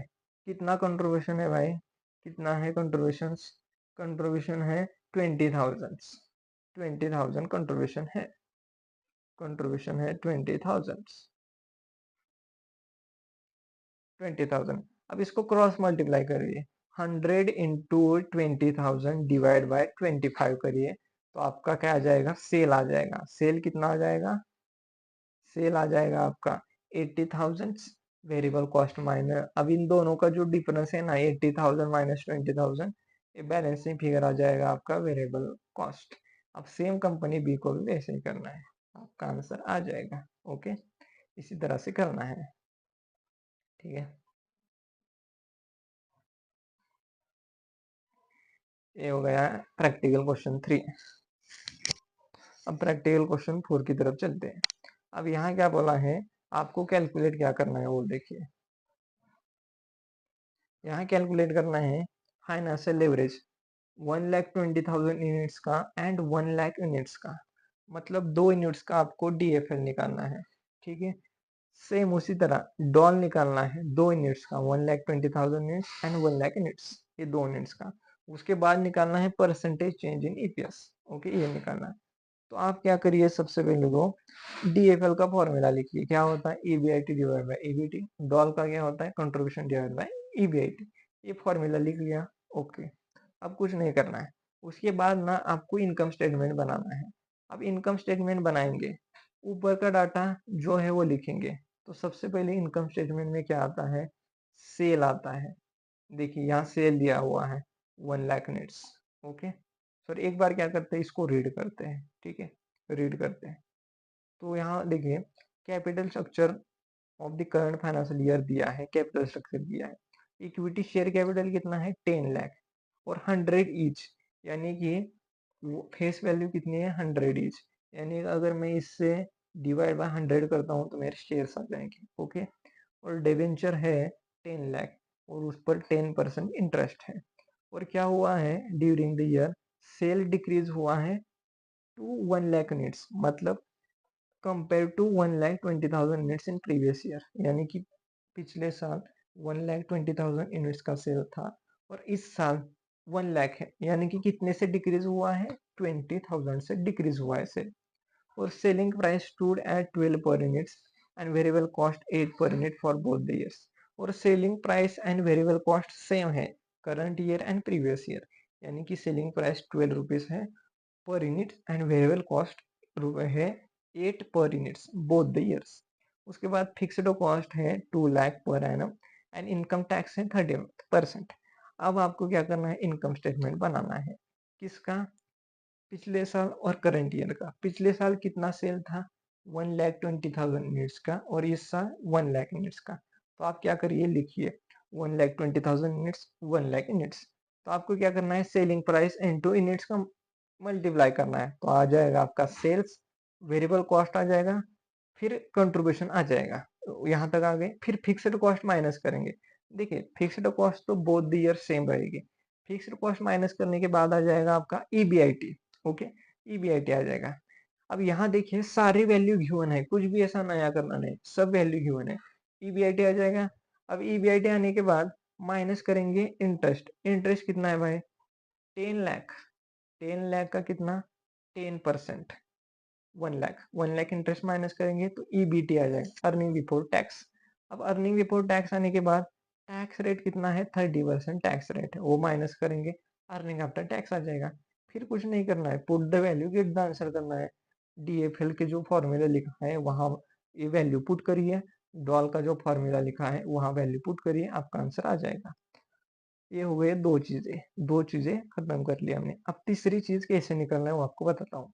आपको मैं आंसर में लेके चला जाता हूँ। आंसर में देखिए, इसको मैं माइनस कर कटा हटाता हूँ इसको मैं। अब देखिए हमारा यहाँ क्या आ गया है, अर्निंग आफ्टर टैक्स आ चुका है, कहाँ, यहाँ। यहाँ क्या आ चुका है, अर्निंग प्रॉफिट आफ्टर टैक्स, यानी कि अर्निंग आफ्टर टैक्स आ चुका है 1,27,000, यहाँ 70,000। अब क्या करना है, नंबर ऑफ शेयर से डिवाइड करना है। नंबर ऑफ शेयर से डिवाइड करोगे तो आपका क्या आ जाएगा, अर्निंग पर शेयर आ जाएगा। अर्निंग पर शेयर यहाँ देखिए, यहाँ निकालना है अर्निंग पर शेयर 12.67, मतलब profit after tax divide by number of shares, earning per share आ गया। अब देखिए दोनों का डिफरेंस निकालिए, फर्स्ट तो दोनों का डिफरेंस निकालिए। ये कितना है 5.6, तो लिखिए 5.6 डिवाइड बाय पिछले साल कितना था 12.6, डिवाइड बाय 12.6 इंटू 100 करोगे तो आ जाएगा आपका 44.44%, इतना डिक्रीज हुआ है। ओके, ठीक है, इसी तरह से निकालना है। एक बार मैं आपका आंसर का ओवरव्यू देता हूँ। देखिए हमने कुछ भी नया नहीं किया है, जो जो वैल्यू दी है वो हमने लिखा है। जैसे हमारे पास यूनिट्स दिया था वो हमने लिखा, फिर सेल वैल्यू से यूनिट्स इनटू क्या किया, रेट से मल्टीप्लाई किया तो सेल आ गया। उसके बाद वेरिएबल कॉस्ट सेम उसी तरह किया, फिर आ गया हमारा कंट्रीब्यूशन। कंट्रीब्यूशन आने के बाद फिक्स्ड कॉस्ट माइनस किया, जो कि गिवन थी, सब गिवन था। उसके बाद क्या किया, ईबीआईटी आ गया। ईबीआईटी आने के बाद इंटरेस्ट माइनस किया, जो कि गिवन था, सब चीजें गिवन है। फिर अर्निंग बिफोर टैक्स आ गया, इसमें से टैक्स रेट दिया था वो हमने माइनस किया, प्रॉफिट आफ्टर टैक्स आ गया। फिर कुछ नहीं, हमने जो फॉर्मूला लिखा था वहां पुट द वैल्यू किया एंड गेट द आंसर किया। ठीक है, यही था आंसर आपका। ओके, बहुत इजी था। ओके, अब प्रैक्टिकल क्वेश्चन नंबर 5 रीड करना स्टार्ट करते हैं। ओके, तो सबसे पहले तो देखिए हम देखेंगे कि यार क्वेश्चन क्या निकालने के लिए बोल रहा है, वो हम सबसे पहले देखेंगे। तो यहाँ क्या बोला है, आपको निकालना है calculate earning per share. Okay, calculate EPS that is earning per share and डेप्ट आपको निकालना है। और ये क्वेश्चन ने बोला है कि अगर 25% डिक्लाइन होता है सेल्स में तब हमारा ईपीएस जीरो बन जाएगा। वाइप आउट ईपीएस मतलब ईपीएस जीरो बन जाएगा, ऐसा बोला है। आप क्या करते हैं, ऊपर का डाटा रीड करते हैं। तो यहाँ बोला है sales revenue of TM Axles Limited is 20 per units, output is ₹20 lakhs। मतलब क्या है, सेल्स है 20 lakhs। अगर मैं इसे डिवाइड बाय 20 करता हूँ तो मेरा क्या आ जाएगा, यूनिट में आ जाएंगे, सेल्स यूनिट में आ जाएंगे। ओके, दैट इज कितने आ जाएंगे भाई, 1 lakhs आ जाएंगे, 1 lakh आ जाएंगे। ओके, 1 lakh यूनिट्स आ जाएंगे। उसके बाद कंट्रीब्यूशन बोला है 10 lakhs and at the present level of output doll of the company is 2.5 बोला है एंड कंपनी के पास प्रेफरेंस शेयर्स नहीं है and number of equity shares है 1 lakh rupees and income tax का रेट है 50% एंड डेप्ट का रेट है 16% है, ऐसा बोला है। अब आपको मैं ये बताना चाहता हूँ कि आईसीआई ने क्या किया है, अलग ही तरह से आंसर इसको आंसर निकाला है। ठीक है, तो आप क्या करिए, मैं इस वीडियो के नीचे ना एक लिंक दूंगा, उस लिंक में आप इसको पढ़िए। वहाँ वीडियो है इसका, आप वहां से पढ़िए। क्योंकि अगर मैं समझाने जाऊंगा तो आपको कुछ समझ नहीं आएगा, मैंने इसको डिटेल में समझाया है। तो आप उधर से करिए, आपको बेटर समझ में आएगा। ठीक है, अब प्रैक्टिकल क्वेश्चन नंबर 6 पढ़ते हैं। ठीक है, अब प्रैक्टिकल क्वेश्चन नंबर 6 में क्या बोला है, आपको क्या निकालना है, ऑपरेटिंग लेवरेज निकालना है, फाइनेंशियल लेवरेज निकालना है, कंबाइंड लेवरेज निकालना है, एट करेंट सेल्स लेवल पे निकालना है। और सेकंड क्या बोला है, if all operating expenses other than depreciation are variable. मतलब क्या है, ऑपरेटिंग एक्सपेंसेस सारे वेरिएबल है सिर्फ डिप्रिसिएशन को छोड़ के। यानी कि डिप्रिसिएशन क्या है मेरा, फिक्स्ड है, डिप्रिसिएशन फिक्स्ड है, बल्कि ऑपरेटिंग एक्सपेंसेस सारे मेरे वेरिएबल है बट डिप्रिसिएशन वेरिएबल नहीं है, यानी कि वो फिक्स्ड है। ठीक है, अब यहाँ आपको डॉल निकालना है, डीएफएल निकालना है और डीसीएल निकालना है। ओके, तो आप सबसे पहले तो लिखिए डॉल का formula, that is contribution divide by EBIT. Financial leverage का formula EBIT divide by EBT and combine का फॉर्मूला डॉल इनटू डीएफएल। अब सेकेंड क्या बोला है, total assets remain at sales same level but sale increase by 20% और cell decrease by 20%, then आपको निकालना है earning per share eight new sales level. मतलब क्या बोला है कि अगर मेरा 20% से सेल घट जाता है या फिर बढ़ जाता है तो मेरा अर्निंग पर शेयर कितने से बढ़ेगा, अगर सेल बढ़ता है, और अर्निंग पर शेयर कितने से घटेगा अगर मेरा अर्निंग पर शेयर घटता है, तो ये आपको बोला है। तो सबसे पहले तो हम डाटा क्या है वो देखते हैं। अब देखिए इनकम स्टेटमेंट, डाटा क्या क्या है वो देखते हैं। डाटा जैसे कि शेयर कैपिटल दिया है, वो मेरे लिए जरूरी है क्योंकि मैं अर्निंग पर शेयर निकालूंगा। उसके बाद दिया है डेप, 10% का इंटरेस्ट रेट है 6 लाख पर, यानी कि मुझे ना इंटरेस्ट के लिए जरूरी है। ओके, उसके बाद अर्निंग दिया है, करंट लाइबिलिटी दिया है, करंट असेट दिया है, फिक्स्ड असेट दिया है, which is not a importance. Okay, and उसके बाद यहाँ सेल दिया है। अब यहाँ ना आपको दोबारा इनकम स्टेटमेंट बनाना है, बहुत ही सिंपल है, सिर्फ क्या करना है, यहाँ देखना है और वैल्यू पुट करना है। ओके, जैसे कि यहाँ सेल है 3,40,000 का, आपको लिखना है वेरिएबल कॉस्ट।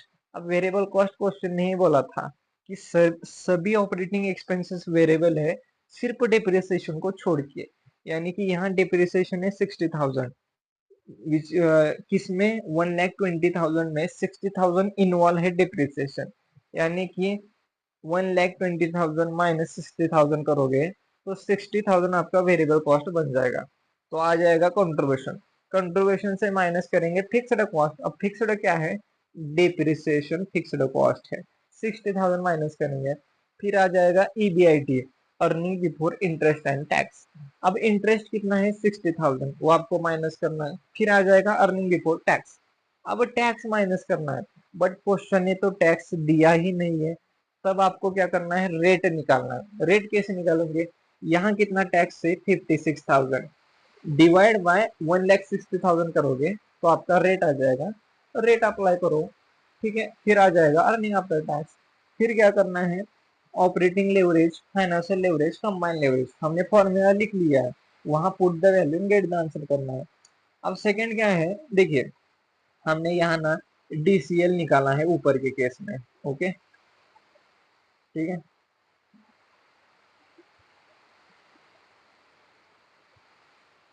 हमने यहाँ डीसीएल निकाल लिया है।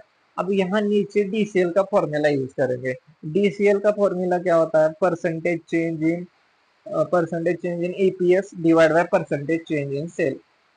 अब फर्स्ट में क्या करेंगे कि 20% से सेल बढ़ा है, ठीक है।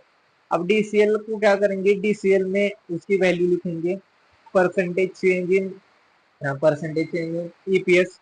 ईपीएस हमें निकालना है तो उसे कांस्टेंट रखेंगे और divide by percentage change in sale, जो वैल्यू दी है वो लिखेंगे। और ये फॉर्मूला यूज करके आपका यहाँ ना दोनों केस में कितने से बढ़ेगा और कितने से घटेगा ईपीएस आ जाएगा। यानी कि बोथ द केसेस में ईपीएस आपका सेम आएगा। सिर्फ आपको क्या करना है यार, अगर 20%, 50, 60% आता है तो क्या करेंगे फर्स्ट केस में कि यार ईपीएस 60% से बढ़ जाएगा अगर मेरा सेल इंक्रीज होता है। सेकेंड केस में क्या हो जाएगा, सेल डिक्रीज हुआ है ना तो मेरा ईपीएस भी 60% से डिक्रीज होता है, अगर आपका ईपीएस 60% आता है तो। ओके, इसे आपको निकालना है। एक बार मैं क्या करता हूँ, आंसर का भी ओवरव्यू आपको दे देता हूँ, बहुत इजी है, इतना कुछ हार्ड बिल्कुल नहीं है।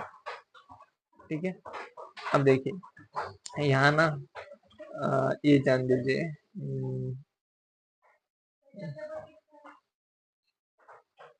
कौन सा था भाई,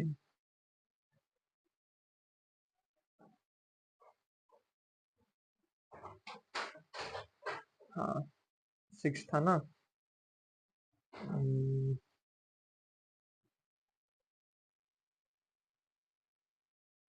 एक मिनट रुकिए, मैंने आपको कौन 6 था, 6 क्वेश्चन।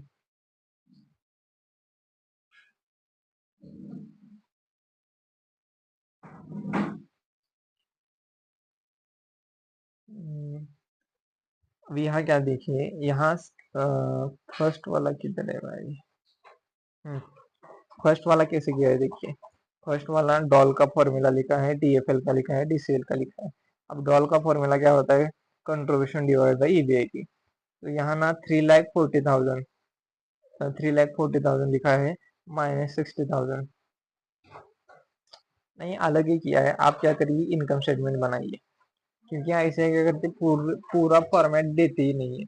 अब यहाँ इस फॉर्मेट की बिल्कुल जरूरत नहीं थी, इस फॉर्मेट की बिल्कुल जरूरत नहीं थी, क्योंकि जरूरी जरूरी था तो यहाँ था, बट ऐसे नहीं दिया नहीं, क्योंकि ऐसे ही करती है। ओके ओके, तो आपको ये फॉर्मेट यूज नहीं करना है, सिर्फ एक ही फॉर्मेट यूज करना है, हर जगह इनकम स्टेटमेंट बनानी है। क्योंकि यहाँ ना देखिए, यहाँ हम डीसीएल का ना सेकेंड वाला थर्ड वाला फॉर्मूला आराम से यूज कर सकते थे, EPS percentage change in EPS divide by percentage change in sale, but ऐसे नहीं, वो किया ही नहीं, ऐसे हर जगह ऐसे ही करते हैं भाई। ठीक है, अब दूसरे क्वेश्चन की तरफ चलते हैं। 6, 7,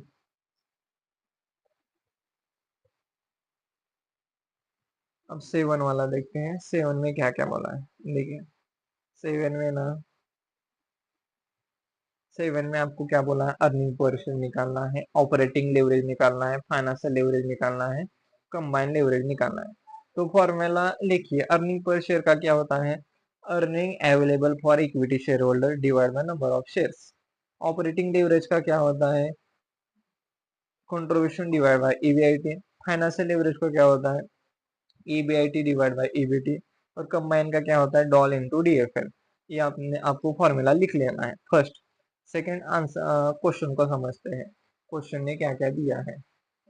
अब यहाँ देखिए, यहाँ क्या दिया है, इक्विटी शेयर कैपिटल दिया है 5 करोड़, और यहाँ 50 लाख के शेयर्स है, मुझे काम में आएंगे, क्योंकि अर्निंग पर शेयर निकालते समय मुझे डिवाइड बाय इक्विटी शेयर से करना पड़ेगा 50 लाख।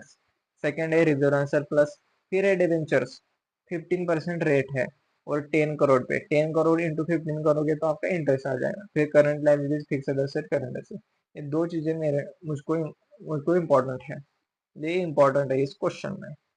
अब यहाँ ना फिक्स्ड कॉस्ट दिया है 4 करोड़ है excluding interest. Variable operating cost ratio दिया है 65%, टोटल असेट टर्नओवर रेशियो दिया है 2.5, इनकम टैक्स रेट दिया है 30%। अब ना सीधी बात, आप क्या करिए, इनकम स्टेटमेंट बनाइए। इनकम स्टेटमेंट कैसे? सेल को लिखिए। सेल कितना है भाई? सेल दिया है क्या? इधर नहीं दिया है, पर निकालेंगे। कैसे निकालेंगे? देखिए, टोटल असेट टर्नओवर रेशियो का फॉर्मूला क्या होता है?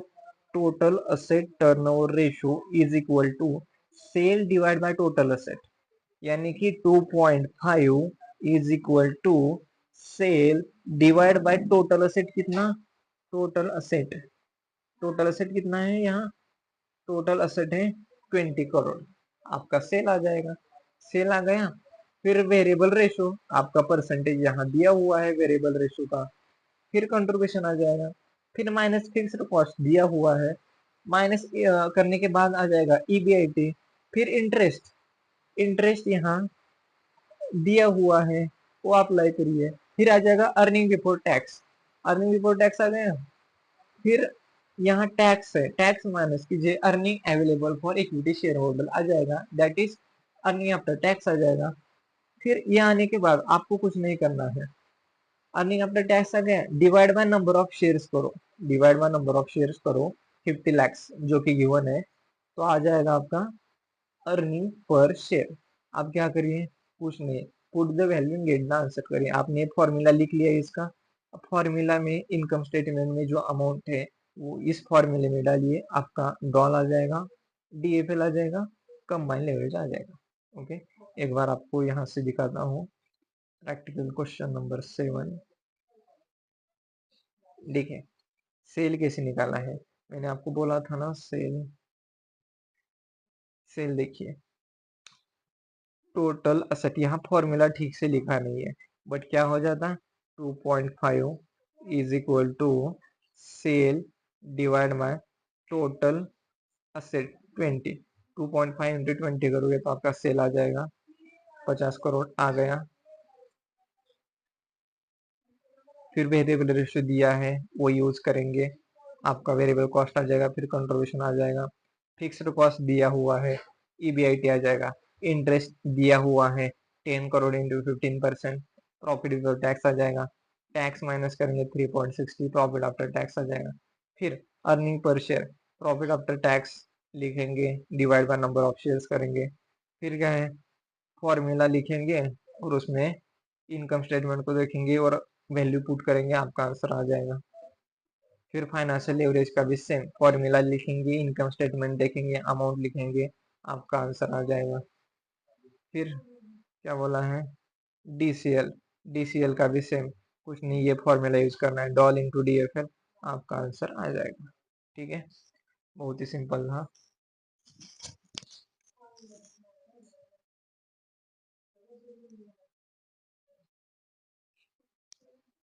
फिर चलते हैं हम इसकी तरफ। अब प्रैक्टिकल क्वेश्चन नंबर 8 सॉल्व करना स्टार्ट करते हैं, यानी कि अंडरस्टैंड करना स्टार्ट करते हैं। तो सबसे पहले यहाँ दिया है कैलकुलेट करना है operating leverage, financial leverage, combined leverage. Okay, doll DFL DCL. अब इसका ना आप फॉर्मूला लिखिए। डॉल का होता है contribution divide by EBIT, DFL का होता है EBIT divide by EBT, combine का होता है डॉल इंटू डीएफएल। ओके, अब देखते हैं क्वेश्चन में क्या क्या दिया है। क्वेश्चन ने दिया है कैपेसिटी कितनी है 4000 यूनिट्स, एक्चुअल सेल कितना है 75%, सेलिंग प्राइस है 30 पर यूनिट, वेरिएबल कॉस्ट है 15 rupees per unit. Okay, and fixed cost दिए हैं दो सिचुएशन में, सिचुएशन 1 में 15,000, सिचुएशन 2 में है 20,000। ओके, यहाँ दो प्लान है, फाइनेंशियल ए और बी।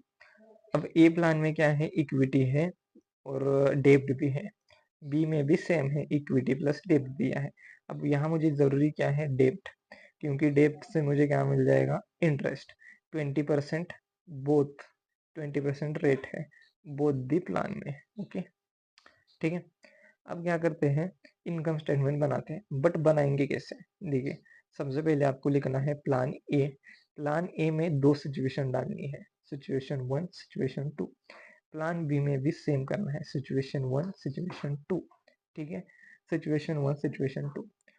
अब ऐसा क्यों करना है, क्योंकि दो सिचुएशन है और फिक्स्ड कॉस्ट भी अलग है, सिचुएशन 1 की अलग है, सिचुएशन 2 की अलग है, तो आपको प्लान ए में भी 2 डालना है, प्लान बी में भी 2 डालना है। तो इनकम स्टेटमेंट इसी तरीके से बनाएंगे, मतलब सेल क्या आ जाएगा, सेल 4 तरीके से आ जाएगा। अब आपको सेल लिखना है, कितना लिखेंगे सेल,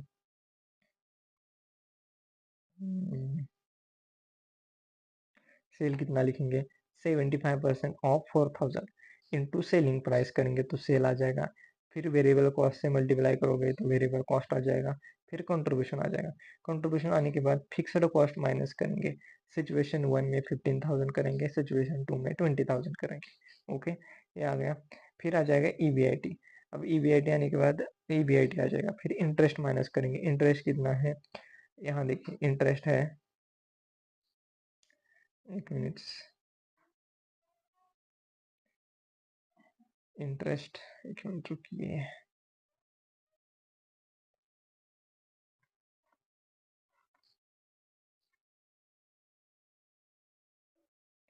हाँ, इंटरेस्ट देखिए प्लान ए में कितना है 10,000 इंटू 20%, प्लान बी में कितना है 5,000 इंटू 20%, इंटरेस्ट आपको वो लिखना है। फिर आ जाएगा अर्निंग बिफोर टैक्स, अब इस क्वेश्चन में टैक्स नहीं है तो earning before tax minus tax को नील कीजिए और अर्निंग आफ्टर टैक्स लिखिए, ओके, ये लिख लिया आपने।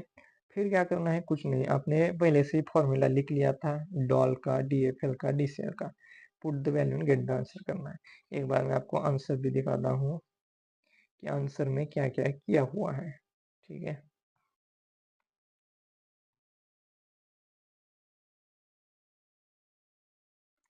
हाँ, देखिए सिचुएशन 1 सिचुएशन 2, अब यहाँ ना आंसर में क्या किया है कि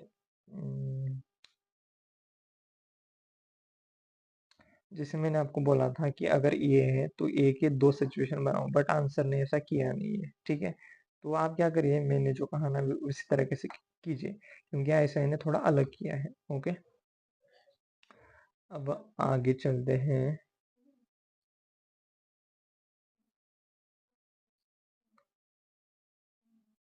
8, अब प्रैक्टिकल क्वेश्चन 9 की तरफ चलते हैं। तो सबसे पहले हमें देखना पड़ेगा कि यार क्वेश्चन की रिक्वायरमेंट क्या है। तो यहाँ बोला है क्वेश्चन में find out which of the above mentioned alternatives would be recommended for Navia limited with reference to the risk and return involve assuming tax rate is 40%, मतलब आपको बताना है कि आप कौन सा रिकमेंड करोगे कंपनी के लिए, ठीक है। अब डाटा क्या क्या दिया है, डाटा दिया है कंपनी का आउटपुट है यानी कि सेल है 1 lakh units, selling price per unit है 40, वेरिएबल कॉस्ट पर यूनिट है 20, फिक्स्ड कॉस्ट है 10 लाख, ओके, और कैपिटल स्ट्रक्चर है 1 लाख शेयर है into 10 each, 10 lakh, reserve surplus है, फिर 7% डिबेंचर है, 10 लाख के डिबेंचर है, मतलब 10 लाख इंटू 7% करोगे तो आपका इंटरेस्ट आ जाएगा। फिर करंट लाइबिलिटीज है, then after Navia Limited has decided to undertake an expansion project to use the market potential that involve 10 lakhs, मतलब नाविया लिमिटेड चाहती है कि उसे 10 लाख की जरूरत है because of the expansion the project को एक्सपांशन करना है, इसलिए 10 लाख की जरूरत है। तो कंपनी ये चाहती है, अब इसकी वजह से क्या हो जाएगा, आउटपुट 50% से बढ़ जाएगा, यानी कि सेल 50% से बढ़ जाएगा, यानी कि 1 लाख प्लस 50%, यानी कि टोटल सेल बन जाएगा 1,50,000 बिकॉज ऑफ द 10 लैक्स। अगर 10 लाख कंपनी इन्वेस्ट करती है कंपनी में यानी कि प्रोजेक्ट में, तो सेल बढ़ जाएगा 50% से, तो नया सेल बन जाएगा 1,50,000 एंड उसकी वजह से क्या हो जाएगा, fixed cost increase by 5 lakhs, यानी कि पहले कितनी थी फिक्स्ड कॉस्ट थी 10 लाख प्लस 5 लाख बन जाएगी, यानी कि टोटल फिक्स्ड कॉस्ट बन जाएगी 15 लैक्स, ठीक है। अब थर्ड क्या बोला है कि वेरिएबल कॉस्ट डिक्रीज हो जाएगी 10% से, ओके। अभी कितनी है वेरिएबल कॉस्ट, अभी वेरिएबल कॉस्ट है 20 रुपीज पर यूनिट, उसमें से 10% माइनस करो तो आ जाएगा 18 रुपीज पर यूनिट, तो ये नई वेरिएबल कॉस्ट बन जाएगी, ठीक है। ऐसा कंपनी को बोला है। अब 10 लाख तो इन्वेस्ट करना है, तो कंपनी के पास ना there are 3 alternative for withdrawing the money, मतलब मार्केट से पैसा उठाने के लिए उसके पास 3 अल्टरनेटिव्स हैं। तो पहला अल्टरनेटिव है कि पूरा 10 लाख कंपनी चाहती है कि इक्विटी शेयर से उठाएंगे, मतलब पूरा 10 लाख इक्विटी शेयर कैपिटल से उठाएंगे फर्स्ट। सेकंड क्या है कि 10 लाख में से ना 5 लाख हम क्या करेंगे, इक्विटी शेयर से उठाएंगे, और बचा हुआ 5 लाख डिबेंचर से उठाएंगे। ओके, ये सेकंड है। और थर्ड क्या है कि पूरा 10 लाख हम डिबेंचर से उठाएंगे और इंटरेस्ट रेट रहेगा 6%, ऐसा कंपनी बोल रही है। ओके, अब आपको क्या करना है, आपको बताना है कि यार कौन सा बेटर है on the basis of risk. तो इसके लिए आपको ना अर्निंग पर शेयर निकालना पड़ेगा, ठीक है, और डॉल भी निकालना पड़ेगा, डीसीएल डीएफएल भी निकालना पड़ेगा, डीसीएल भी निकालना पड़ेगा, ठीक है। अब ना सबसे पहले तो आप क्या करिए, इनकम स्टेटमेंट बनाएंगे। कैसे बनाएंगे, तीन तरीके से बनाएंगे, तीन तरीके से। तरीका नंबर 1 क्या है, इक्विटी शेयर कैपिटल लिखेंगे। सेकेंड क्या है, partially equity shares and partially debenture. And third क्या है, फुल्ली डिवेंचर्स। ओके, ऐसा लिखेंगे। तो सेल लिखेंगे, सेल जो कि नया वाला, ठीक है, नया वाला, ठीक है। ये पुराना वाला भूल जाओ, ये पुराना वाला भूल जाओ, ठीक है, ये पुराना वाला भूल जाओ। हम क्या कर रहे हैं, 10 लाख इन्वेस्ट कर रहे हैं कंपनी में, तो हम क्या करेंगे, नया वाला सेल दैट इज 1,50,000 यूनिट्स, वो लिखेंगे। उसके बाद वेरिएबल कॉस्ट लिखेंगे, माइनस करेंगे वेरिएबल कॉस्ट, तो कंट्रीब्यूशन आ जाएगा। फिर करेंगे फिक्स्ड कॉस्ट। अब फिक्स्ड कॉस्ट कितनी है, 15 लाख। पहले की 10 लाख, पहले की 10 लाख और अभी की बढ़ेगी 5 लाख से, यानी कि 15 लाख। अब 15 लाख जो फिक्स्ड कॉस्ट है वो तीनों में सेम रहेगी, बिकॉज अगर आपका सेल डिक्रीज होता है इंक्रीज होता है उससे कुछ फर्क नहीं पड़ता, अनटिल अनलेस क्वेश्चन कुछ बता दे। तो यहाँ क्वेश्चन ने ऑलरेडी बता दिया है कि 5 लाख से बढ़ेगी, ठीक है। तो 15 लाख तीनों जगह सेम रहेगी फिक्स्ड कॉस्ट। फिर आएगा आपका EBIT, earning before interest and tax. अब उसमें से माइनस करेंगे इंटरेस्ट। अब इंटरेस्ट कैसे देखिए, अब इंटरेस्ट ना दो तरीके से आएगा, एग्जिस्टिंग और नया वाला, ठीक है। अब एग्जिस्टिंग वाला देखिए, एग्जिस्टिंग वाला कितना है, 7% डिवेंचर है, यानी कि 10 लाख इंटू 7% एग्जिस्टिंग वाला, ठीक है। और नया वाला कैसा, जो 10 लाख से उठाया हुआ है। तो फर्स्ट केस में देखिए, फर्स्ट केस में नया वाला इंटरेस्ट है क्या, नहीं है, क्योंकि पूरा 10 लाख हमने इक्विटी शेयर से उठाया है, तो यहाँ नया इंटरेस्ट नहीं आएगा। ओके, ये बात हो गई। सेकेंड क्या है, 5 लाख इक्विटी से और 5 लाख डिबेंचर से।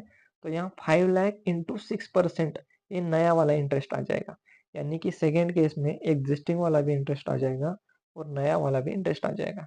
ओके, नया वाला कितना, 5 लाख इंटू 6%।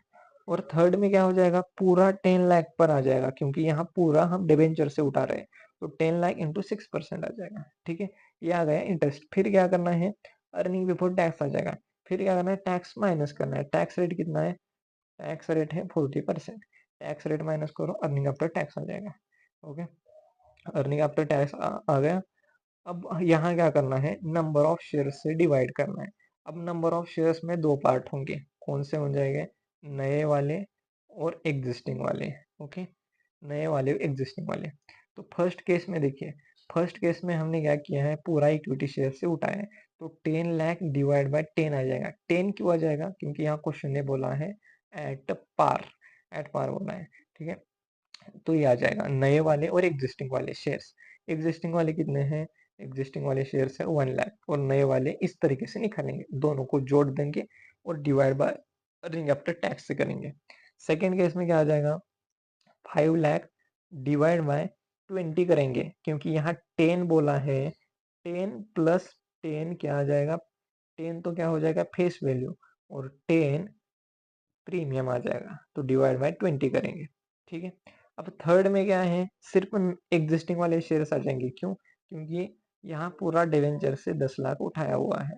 ओके, ऐसे करना है, और अर्निंग पर शेयर आ जाएगा। फिर क्या करना है, डॉल डीएफएल डीसीएल का फॉर्मूला यूज करके आप निकालिए, और जिसका भी रिटर्न हाई है उसे रैंक दीजिए, उसे रैंक हाई दीजिए, 1 दीजिए, और इसके हिसाब से आप करिए, आपका आंसर आ जाएगा। एक बार आपको मैं आंसर भी दिखाता हूँ, 9 नंबर है क्या,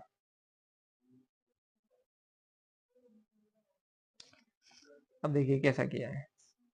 अब इस एग्जिस्टिंग को भूल जाइए, एग्जिस्टिंग को भूल जाइए। अब यहाँ ना पूरा 10 लाख उठाना है। ओके, ठीक है। हम्म, 1 मिनट रुकिए।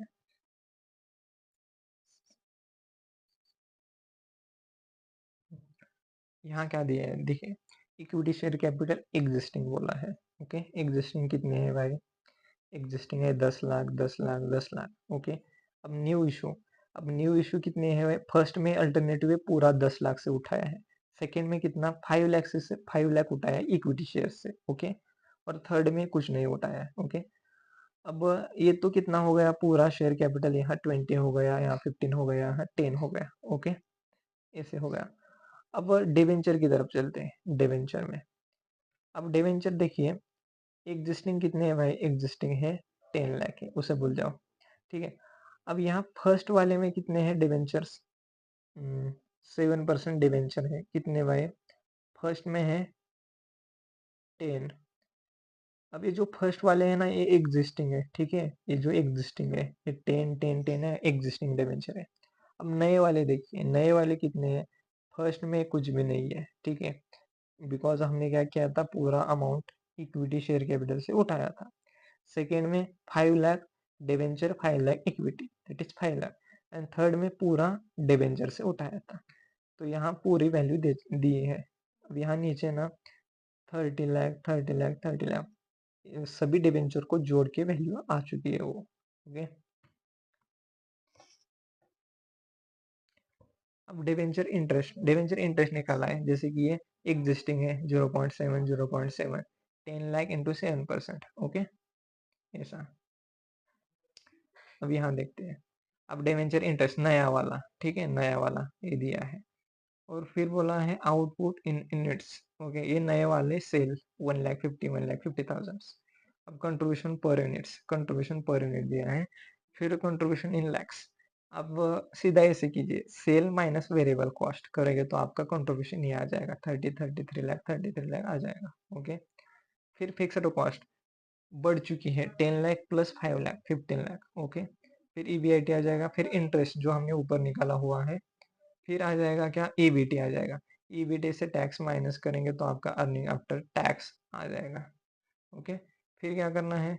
फिर आपको फॉर्मूला यूज करना है, डॉल निकालना है, डीएफए निकालना है, डीसीएल निकालना है। फिर आपको क्या करना है? नंबर ऑफ शेयर से डिवाइड करना है तो आपका अर्निंग पर शेयर आ जाएगा। यानी कि जिस हाई है, अर्निंग पर जिसका हाई है उसका रिस्क भी हाई होगा। इसको 1 नंबर देंगे, 2 और 3 नंबर ऐसे दे देंगे।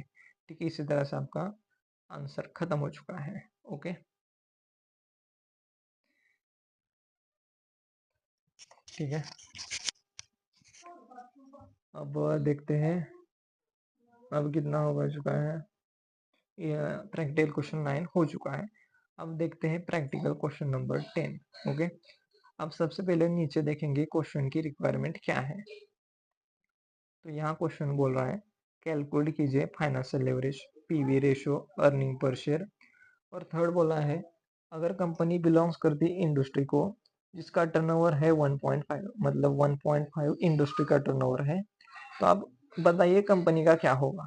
ओके, और फोर्थ बोला है कि ऐसे कौन से सेल्स लेवल पर ईबीटी आपका जीरो होगा। ईबीटी यानी कि अर्निंग बिफोर टैक्स जीरो होगा कौन सी सेल्स लेवल पर, ये आपको बोला है। अब डाटा क्या क्या दिया है? डॉल दिया है। तो फर्स्ट आप क्या करिए, डॉल का फॉर्मूला लिखिए, कंट्रीब्यूशन डिवाइड बाई ईबीआईटी। फिर डीसीएल, डीसीएल का फॉर्मूला लिखिए, डॉल इंटू डीएफएल। फिर फिक्स्ड कॉस्ट दिया है, सेल दिया है, डिवेंचर्स 8% इंटू 30,25,000 इंटू 8% करिए, इंटरेस्ट आ जाएगा। फिर इक्विटी शेयर कैपिटल दिया है 34 लाख। अगर 34 लाख डिवाइड बाय 10 करोगे तो 3,40,000 हमारे शेयर्स आ जाएंगे। फिर टैक्स रेट दिया हुआ है। अब आपको क्या करना है इनका, अब यहाँ डीसीएल दिया है। ओके, डीसीएल दिया है तो डीसीएल का हमने फॉर्मूला लिख लिया। तो डीसीएल की मदद से हमें क्या निकलेगा? हमारे पास आ जाएगा डीएफएल आ जाएगा, फाइनेंशियल लेवरेज आ जाएगा। अब फाइनेंशियल लेवरेज आने के बाद हम क्या करेंगे? हम क्या करेंगे? सबसे पहले आप इनकम स्टेटमेंट बनाइए, sale minus variable cost, contribution minus fixed cost. फिर आएगा EBIT minus interest, EBT minus tax, earning after tax, ऐसे बनाइए। अब हमारे पास क्या क्या है, हमने डीएफएल निकाला डीसीएल की मदद से, हमारे पास इंटरेस्ट भी है, फिक्स्ड कॉस्ट भी है। तो ना इंटरेस्ट, हमारे पास डीएफएल है, इंटरेस्ट है, तो मैं क्या करूंगा, डीएफएल का सेकंड फॉर्मूला यूज करूंगा। वो क्या, DFL is equal to EBIT divide by EBIT minus interest. तो मेरे पास क्या आ जाएगा, ईबीआईटी आ जाएगा, ईबीआईटी आ गया, फिर माइनस करेंगे इंटरेस्ट जो कि ये होने क्वेश्चन में, फिर आ जाएगा अर्निंग बिफोर टैक्स आ गया। ठीक है, अर्निंग बिफोर टैक्स आ जाएगा।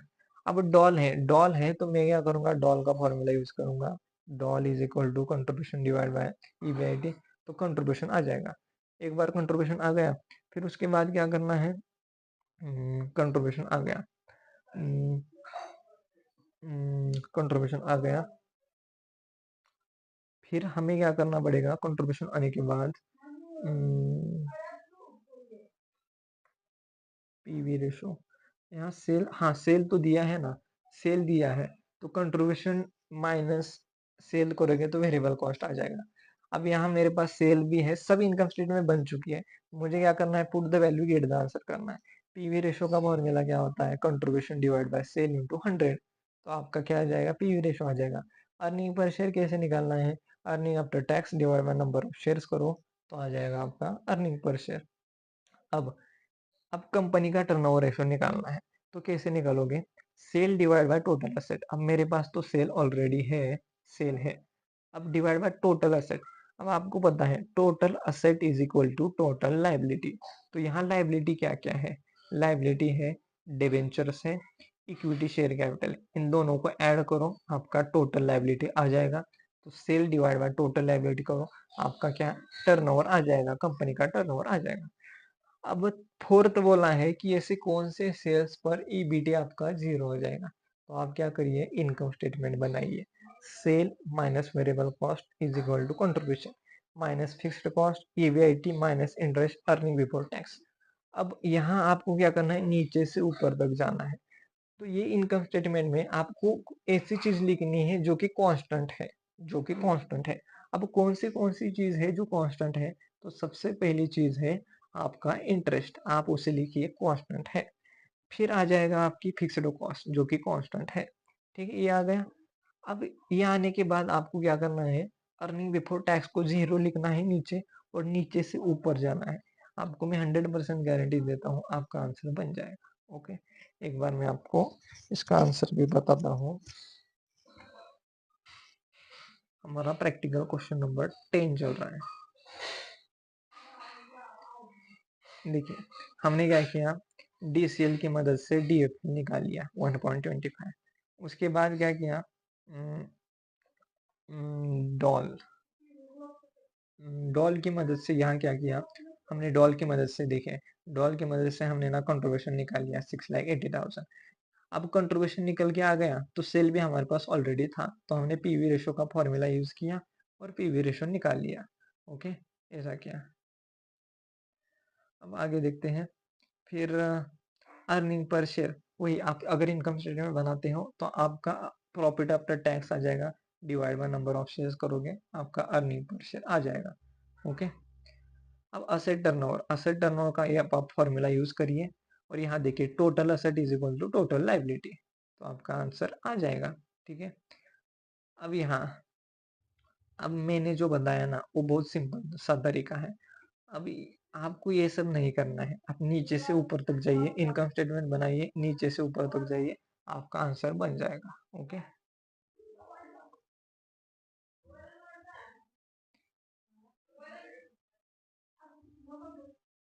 अब प्रैक्टिकल क्वेश्चन 11 देखते हैं। प्रैक्टिकल क्वेश्चन 11 क्या बोलता है कि आपको क्या करना है, आपको निकालना है ऑपरेटिंग लेवरेज यानी कि डॉल निकालना है, उसके बाद फाइनेंस कंबाइन लेवरेज निकालना है। ओके, अब फॉर्मूला कौन सा यूज करें, देखिए क्वेश्चन का पैटर्न कैसा है, परसेंटेज वाला है तो परसेंटेज वाला फॉर्मूला यूज करेंगे। अब डॉल का परसेंटेज वाला फॉर्मूला क्या होता है, डॉल का परसेंटेज वाला होता है percentage change in EBIT divide by percentage change in sale. और डीसीएल का फॉर्मूला होता है percentage change in EPS divide by percentage change in cell.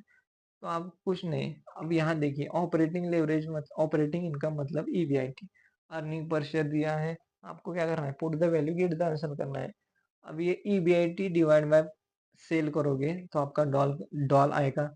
अगर percentage change in earning per share divide by sale करोगे आपका DCL आ जाएगा। आपको क्या करना है, सभी सभी फर्म में से ऐसे निकालना है, आपका आंसर बन जाएगा। ओके, अब चलते आगे। अब लास्ट वाला question, that is practical question 12। Okay, following data have been extracted. सबसे पहले तो हम क्या करते हैं, क्या निकालने के लिए बोल रहे हैं वो देखते हैं। तो यहाँ बोला है financial leverage, fixed cost, PV ratio. So सबसे पहले तरीका क्या है, इनकम स्टेटमेंट बनाओ भाई। सेल दिया हुआ है, अब क्या करिए, इनकम स्टेटमेंट में sale minus variable cost contribution minus fixed cost EBIT minus interest earning before tax, और earning before tax minus tax करोगे तो अर्निंग आफ्टर टैक्स आ जाएगा। अब जो जो वैल्यू है वो इनकम स्टेटमेंट में डालो, जैसे कि सेल है वो डालो। ओके, उसके बाद इंटरेस्ट है वो डालो। ठीक है, फिर क्या है, ये दो चीजें हैं। अब यहाँ ना डॉल दिया है, डॉल का फॉर्मूला लिखो, contribution divide by EBIT. DCL का भी लिखो, डॉल इनटू डीएफएल। अब डीसीएल की मदद से मुझे डीएफएल आ जाएगा, डीएफएल आ गया। डीएफएल आने के बाद मुझे क्या करना है, डीएफएल का फॉर्मूला यूज करना है, EBIT divide by EBIT minus interest.